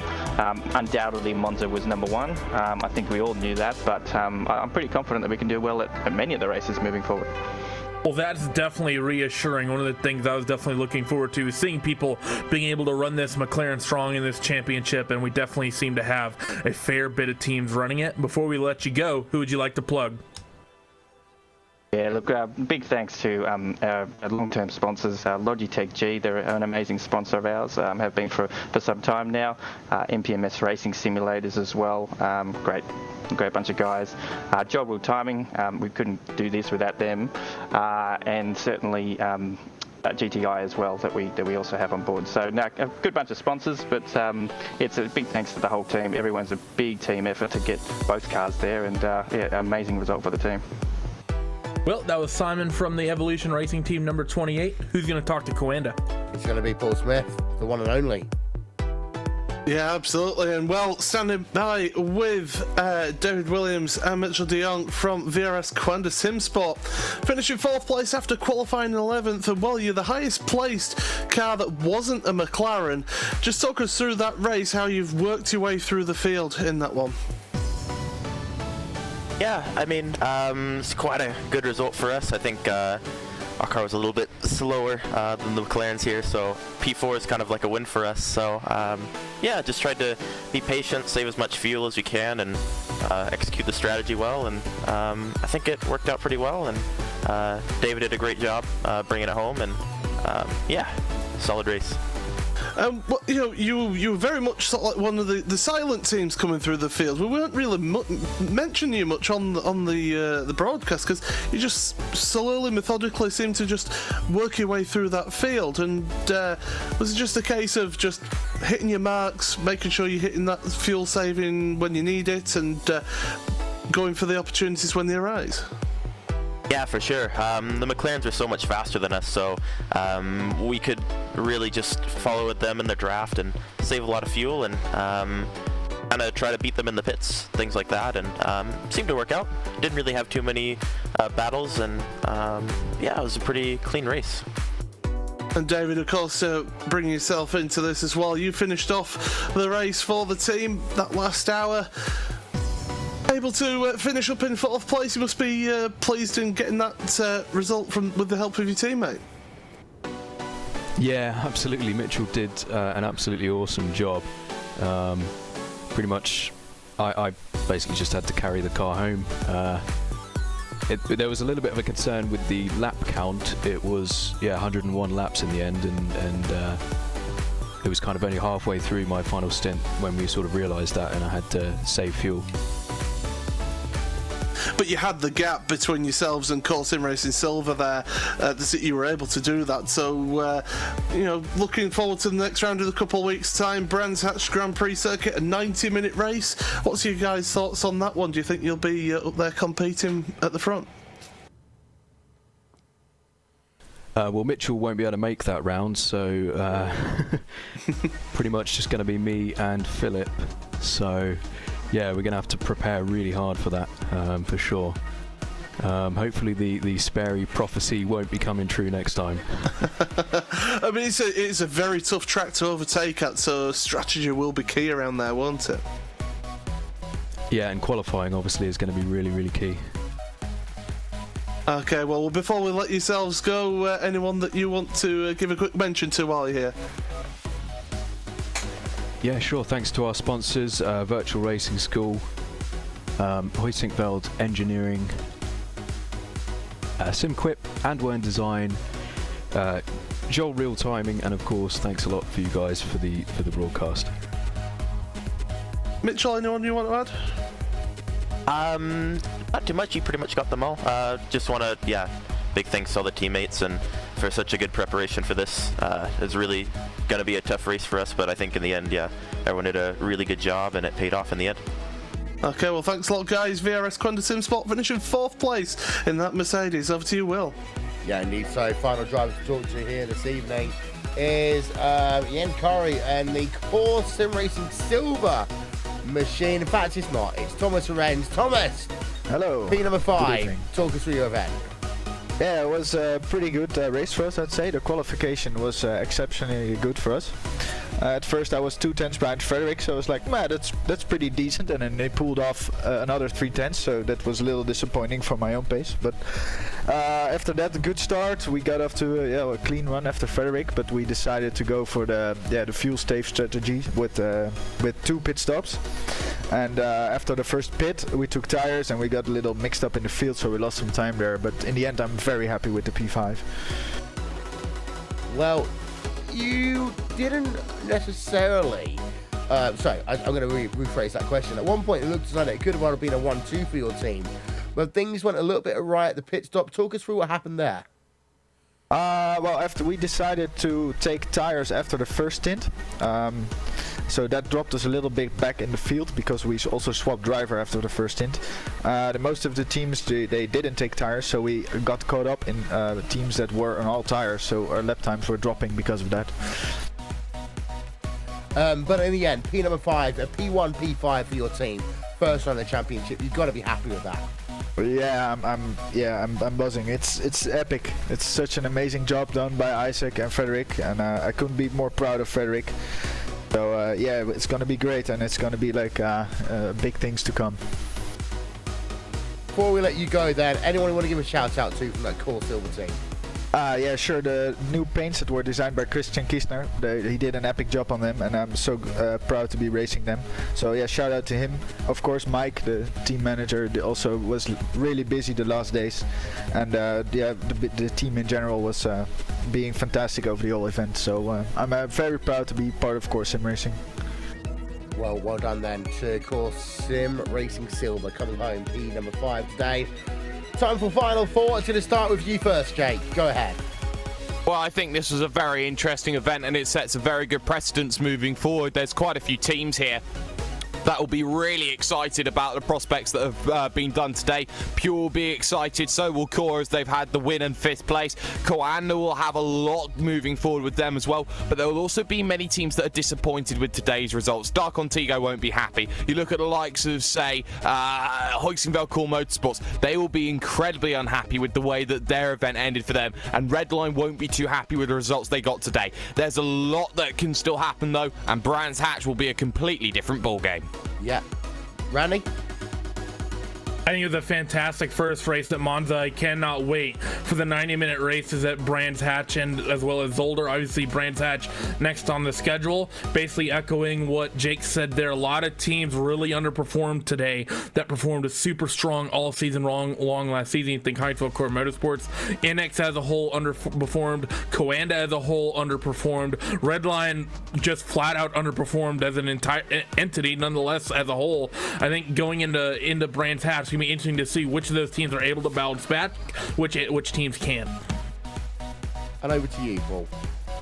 I think the thing that I'm looking forward to, I mean, today was a fantastic sort of show of different strategies and how they worked. And I think really next time out, that 90-minute race, it's when you choose to make that pit stop and how you go about doing it, what service you do, things like that. So it's going to be an interesting battle in that second race. And as you say, a few teams that need to prove themselves next round to try and knock off some of these teams that have come through and have got good results here today. Well, thank you very much then to Paul Smith, to Jake Sperry, and to Randy Chenov. This is it then from the end of the first round of the Blancpain GT Series here on RaceSport TV and on iRacing Live. In just a few weeks' time, we do it all over again at Brands Hatch. It's a shorter sprint race. First time we've had a sub 3-hour event in the Blancpain GT Series, and that means that strategy, racecraft are going to be really, really important. So, that's what we got coming up in 2 weeks' time. Of course, don't forget, in 1 week's time, we've also got ourselves the 4th round of the 2017 iRacing World Championship Grand Prix Series. So long and farewell from Monza, from the entire team here on RaceSport TV and on iRacing Live. We'll talk to you all soon.